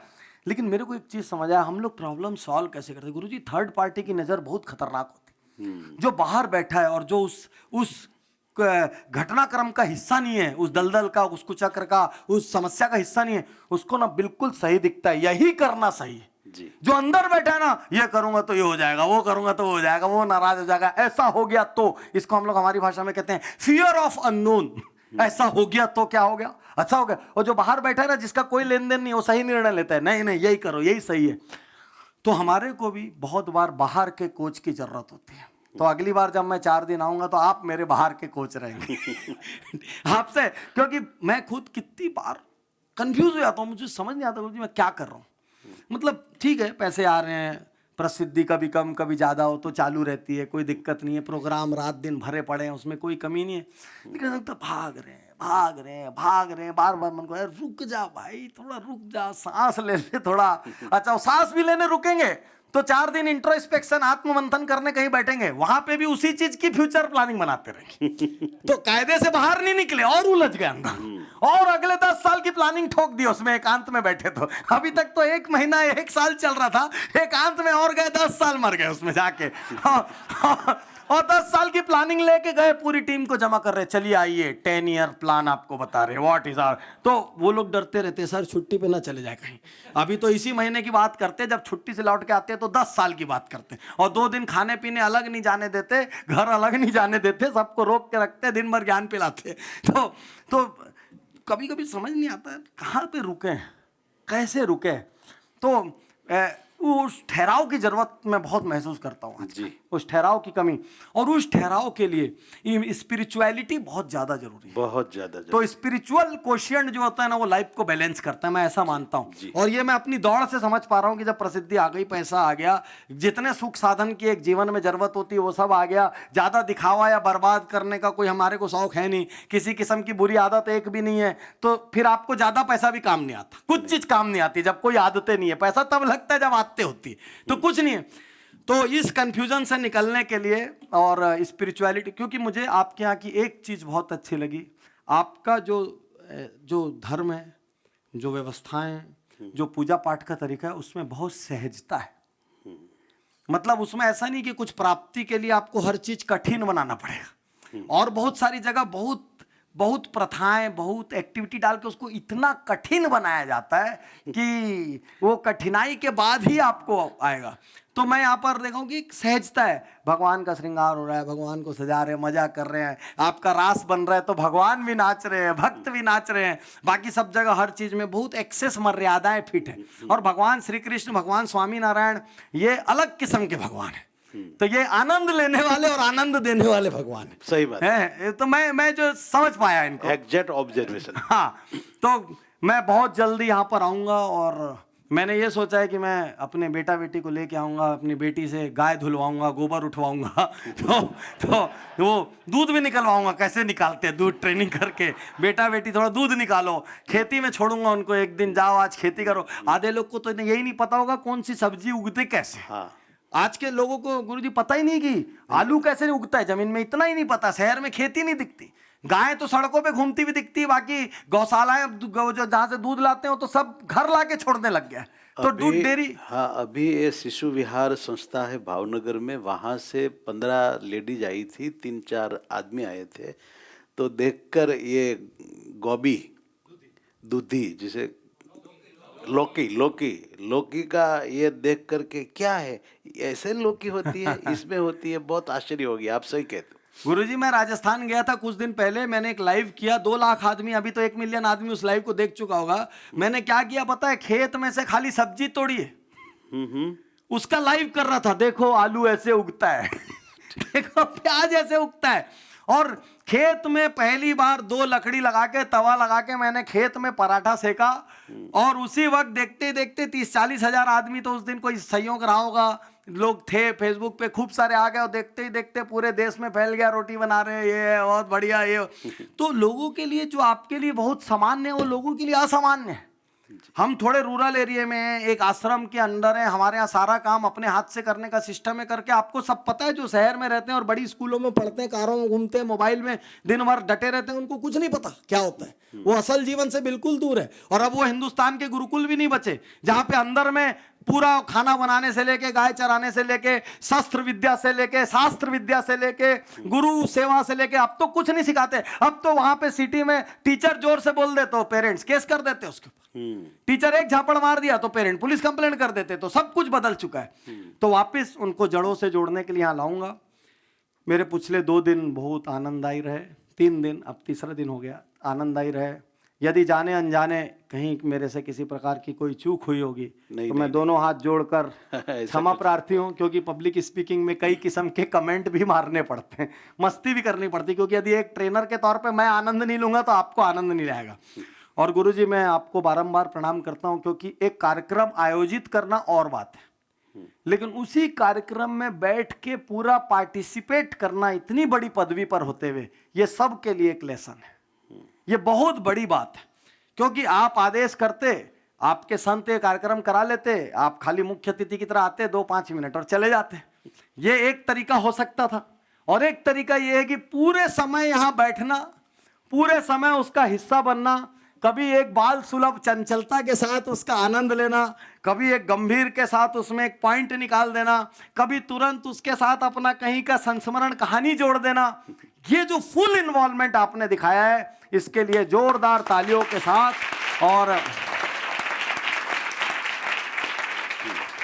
तो आपने ये सिखाया कि बड़प्पन का मतलब दूरी बनाना नहीं है जी, बड़प्पन का मतलब घुल मिल जाना है, बड़प्पन का मतलब सामने वाले में समाहित हो जाना है। तो मैं आपका बहुत बहुत आभारी हूं। मैं प्रभु से प्रार्थना करता हूं कि यहाँ से खूब सारे जबरदस्त पब्लिक स्पीकर डेवलप हों, और गुरुदेव की लीडरशिप में आपकी कथाओं में भी वैसे भीड़ उमड़े। क्योंकि सबसे किसी पिता के लिए सबसे बड़ा उपलब्धि क्या होती है, जब उनका पुत्र, लोग पुत्र को देख के बोले, या पिता जा रहे तो देख के बोले ये इनके पिता है। तो पिता के लिए सबसे बड़ी उपलब्धि क्या है पता है, जब पुत्र सफलता हासिल करे। गुरु के लिए सबसे उपलब्धि क्या है पता है, जब शिष्य आउटशाइन करे, शिष्य सर्वश्रेष्ठ हो। शिष्य तो आप लोग यूँ तो फुल्ली समर्पित हैं, मैं तो एक छोटा सा हिस्सा पब्लिक स्पीकिंग ले रहा हूँ, आप इसमें भी विद्वान बने, प्रभु से यही प्रार्थना है। और इस कुंडल धाम से मेरा नाता लगातार बना रहे, और आप सभी संतों का आशीर्वाद मुझे मेरे कार्यों में मिलता रहे। बहुत अच्छा। क्योंकि बहुत सारी चीजें सांसारिक दमों से नहीं हो सकती जी, बहुत सारे चीजों के लिए आप लोग जो वर्ड यूज करते हैं ना, कृपा चाहिए जी। तो आपकी कृपा बनी रहे, और इस जगह पर मैं जीवन में जब भी मौका मिले, अवसर मिले, आता रहूं। कभी भी आपको कोई चीज़ की ज़रूरत हो, किसी भी चीज़ में मैं कोई भी मार्गदर्शन, कोचिंग, काम कर सकूं, नहीं भी आऊं तो जूम से वहीं मैं कर दूं, मेरी टीम कर दे। बहुत सारे अलग अलग विषय के विशेषज्ञ हमारे पास, वो सब आपकी सेवा में हैं। और पुनः पुनः इस 2 दिन के कार्यक्रम के लिए गुरुदेव आपका आभार, सभी संत समाज आपका आभार। और मैं प्रभु से प्रार्थना करता हूं यहाँ से अद्भुत असाधारण पब्लिक स्पीकर निकलें, और आप सबों का आशीर्वाद। यहाँ पर मैं फिर पब्लिक स्पीकिंग की स्टाइल में ही लेना चाहता हूँ कि मैं सिर झुकाऊं और आप दोनों हाथ उठा के सब मुझे आशीर्वाद दें। धन्यवाद। कि जो भी मैं सपने लेकर चल रहा हूँ, जो भी मैं काम लेकर चल रहा हूँ, और मुझे जीवन में फाइनली कुछ दिशा मिल जाए। मैं बहुत दिन से एक एंड गोल तलाश रहा हूँ गुरुजी, बहुत ज्यादा परेशान हूँ आजकल। एंड गोल में तलाश रहा हूँ, फाइनली रुकना कहाँ है, क्योंकि ये तो पूरी यात्रा है। ठीक है। हमारा संन्यास जीवन तो है नहीं कि अभी हम भगवत प्राप्ति को एंड गोल इस वक्त मान लें। हो सकता है कोई प्रभु कृपा से ऐसा दिन आए, नहीं जानते, लेकिन अभी भी हर दिन जर्नी में कंफ्यूज होते हैं कि कितनी पहले जो रात दिन बोलने में आनंद लेते थे, अब उतना आनंद नहीं लेते। अब श्रोता अच्छा है तो आनंद आता है, श्रोता गड़बड़ है तो ऐसा लगता है प्रोफेशनल असाइनमेंट। समझ रहे? तो वो चीज से बाहर निकल के जब अगली बार आऊंगा आपसे चर्चा करूंगा, आपसे निर्देशन लूंगा। पुनः पुनः बारंबार प्रणाम, आशीर्वाद के लिए आपका आभार। धन्यवाद धन्यवाद।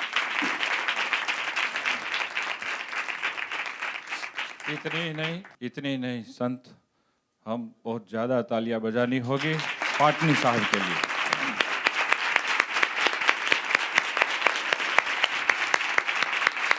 बहुत अच्छा साहब, मैं इतना कहूँगा, हमारे गुरुजी ने जितनी भी मंशा इस कार्यक्रम के बाद रखी थी, इस कार्यक्रम से रखी थी, मैं मानता हूँ उससे बहुत ज़्यादा आपने हमारी सेवा की है।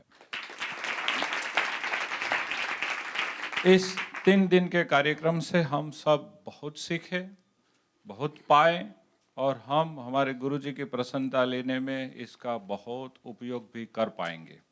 लेकिन सबसे अच्छा हमको ये लगा, आप अपने ही बन के जो काम करते हैं। हमने ऐसा नहीं देखा कि आप कोई वीआईपी हैं, बड़े एक लीडर हैं, बड़े एक ट्रेनर हैं। हमको ऐसा लगा कि शायद आप हमारे ही हैं, हमारे बीच वाले ही हैं। इस तरह से आप यहाँ रहें, सहज बन करके रहें। दूसरी चीज़, आपने बहुत निखालसता से काम किया और हमारे गुरुजी को वो बहुत अच्छी लगती है। जब जब गुरुजी निखालसता देखते हैं ना, तब उसके भीतर चली जाते हैं, उसको अपने भीतर ले लेते हैं। और आपने जो आखिर में आपकी इच्छा जताई, मैं 32-33 साल से गुरुजी से जुड़ा हुआ इस साधु आश्रम में रहता हूँ। मैं ऐसा कह सकता हूँ, आपने जो अभी अभी आखिर में अपेक्षा रखी है कि अगली बार आने के लिए, मेरी इच्छा है, मेरा विश्वास है, आपकी जो इच्छा है वो गुरुजी से 100% पूरी हो सकती है। बहुत बढ़िया। क्योंकि वे उनके बड़े मास्टर हैं। इस दुनिया में जो भी सफलता लेनी चाहिए, वो लेने बाद भी हमको क्या करना चाहिए और कैसे जीना चाहिए, उनके हमारे गुरुजी बड़े मास्टर हैं। और इसी वजह से हम लोग ऐसे अच्छे हैं। आपने यहाँ जो भी अच्छा देखा, आपने जो भी यहाँ से कुछ सीखा, मैं इतना कह सकता हूँ, वो सब उन्हीं के वजह से है। यहाँ ये प्राकृतिक दृष्टि से और हमारे व्यक्तिगत जीवन में, हमारे सारे जो भक्तगण हैं उनके जीवन में जो भी है, वे उनके डिवाइन विजन से हैं, उनकी स्पिरिचुअलिटी से हैं। और ये सब होते हुए भी वे जो अपनी साधुता बनाए रखते हैं, सहजता बनाए रखते हैं, नम्रता कभी गंवाते नहीं हैं, उनसे ही हमारे जीवन में ये सब प्रेरणाएं अपने आप आती रहती हैं। तो मैं मानता हूँ आपको वो आशीष अवश्य देंगे, मिलेंगी। गुरुजी आपसे बहुत कुछ भेंट देने वाले हैं, लेकिन उससे पहले मैं गुरुजी से प्रार्थना करूंगा। गुरुजी, आपकी इच्छा के अनुसार पाटनी साहब ने हम सभी को बहुत अच्छा मार्गदर्शन दिया है। आप खुश हुए हैं तो आप आपके आशीष भी दे, आपकी प्रसन्नता भी व्यक्त करें, और आप जो भी कहना चाहें गुरुजी कहें। और यदि हो सके तो गुरुजी स्टेज पर पधारें। पहले तो मुझे पाटनी साहब से गले लगना है।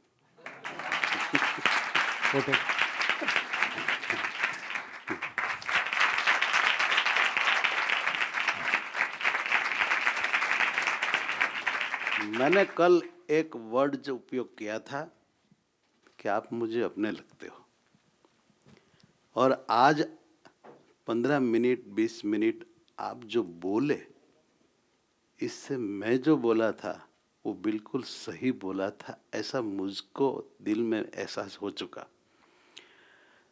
शब्दों से हम क्या बयां करें, मगर मैं बहुत खुश हुआ हूँ। आपने जो यहाँ आकर कड़ी मेहनत तो की, लेकिन दिल से की, प्यार से की। मानो के अपने परिवार, बेटे बेटिया के लिए आप जितना भाव रख के उनकी भलाई के लिए, उनकी उन्नति के लिए, प्रगति के लिए काम करते होंगे, इससे भी ज़्यादा हम लोगों को संत समझकर और सभी लोगों को हम ज़्यादा से ज़्यादा काम में आ सके, सबका भला कर सके, ऐसा समझकर दिल लगाकर आपने 3 दिन तक बहुत हमारी सेवा की है। आप जो अभी अभी बोल रहे थे, जरूर परमात्मा की कृपा से आपको एंड मिल जाएगा, क्योंकि आपकी आत्मा बहुत शुद्ध है। आप इतने प्रसिद्ध है, आपके बहुत फैन है, चाहक। आप इन सभी में आनंद लेते रहे तो लेते रहे, ऐसा एक माहौल पैदा हो चुका है। फिर भी आपको इसमें एक विचार आता है कि इससे आगे क्या। वो केवल गुरुजनों की और परमात्मा की कृपा है, माता पिता का आशीर्वाद है। आपके साथ आपके माता पिता ज़्यादा नहीं रह पाए, मगर मैं इतना तो समझ सकता हूँ कि आपके माता पिता का आशीर्वाद आपके साथ सदैव रहा है, जिसकी वजह से वो फिजिकली आपके साथ नहीं रह पाए, मगर उनकी आत्मा आपके साथ जुड़ी हुई है और आपकी भावना भी आपके माता पिता के साथ जुड़ी हुई है।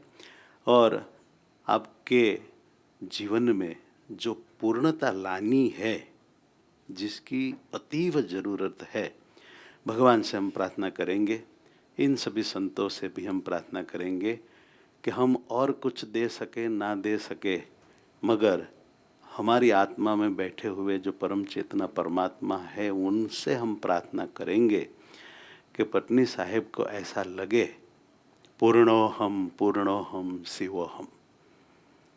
सब संकल्प इच्छाएं विराम हो जाए और सबसे बड़ा जो आनंद है, जो गीता में लिखा है, शास्त्रों में लिखा है, महापुरुषों ने जो अनुभव किया है, इस और पाटनी साहेब की बहुत खुशी से प्रगति हो और जीवन का जो वास्तविक आनंद है, जो पाने का है मनुष्य देह में, वो उनको मिले, ऐसी हम दिल से कामना करते हैं, प्रभु से प्रार्थना करते हैं। और ज़्यादा शब्द से हम नहीं कह पाएंगे, हमारी भावना को पाटनी साहब समझ लेंगे। सबको जय स्वामीनारायण।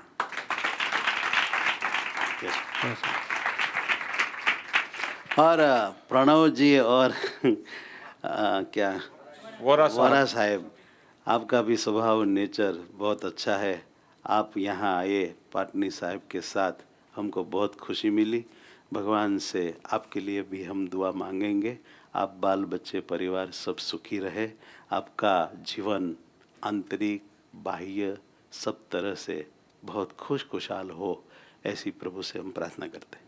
अब गुरुजी वहाँ खड़े रहेंगे, थोड़ी कुछ भेंट साहब को देना है। सबसे पहले गुरुजी उनका माला पहना के सम्मान करेंगे, शाल ओढ़ा के सम्मान करेंगे, आशीर्वाद देंगे। बोलो स्वामीनारायण भगवान की, हरि कृष्ण महाराज ने। अब माणकी घोड़ी पर बैठे हुए भगवान श्री हरि जी महाराज का स्वरूप जैसे माणकी की, ये स्वामीनारायण भगवान एक घोड़ी रखते थे, उनका नाम माणकी था, और ये घोड़ी पर बैठकर सभी जगह जाते थे।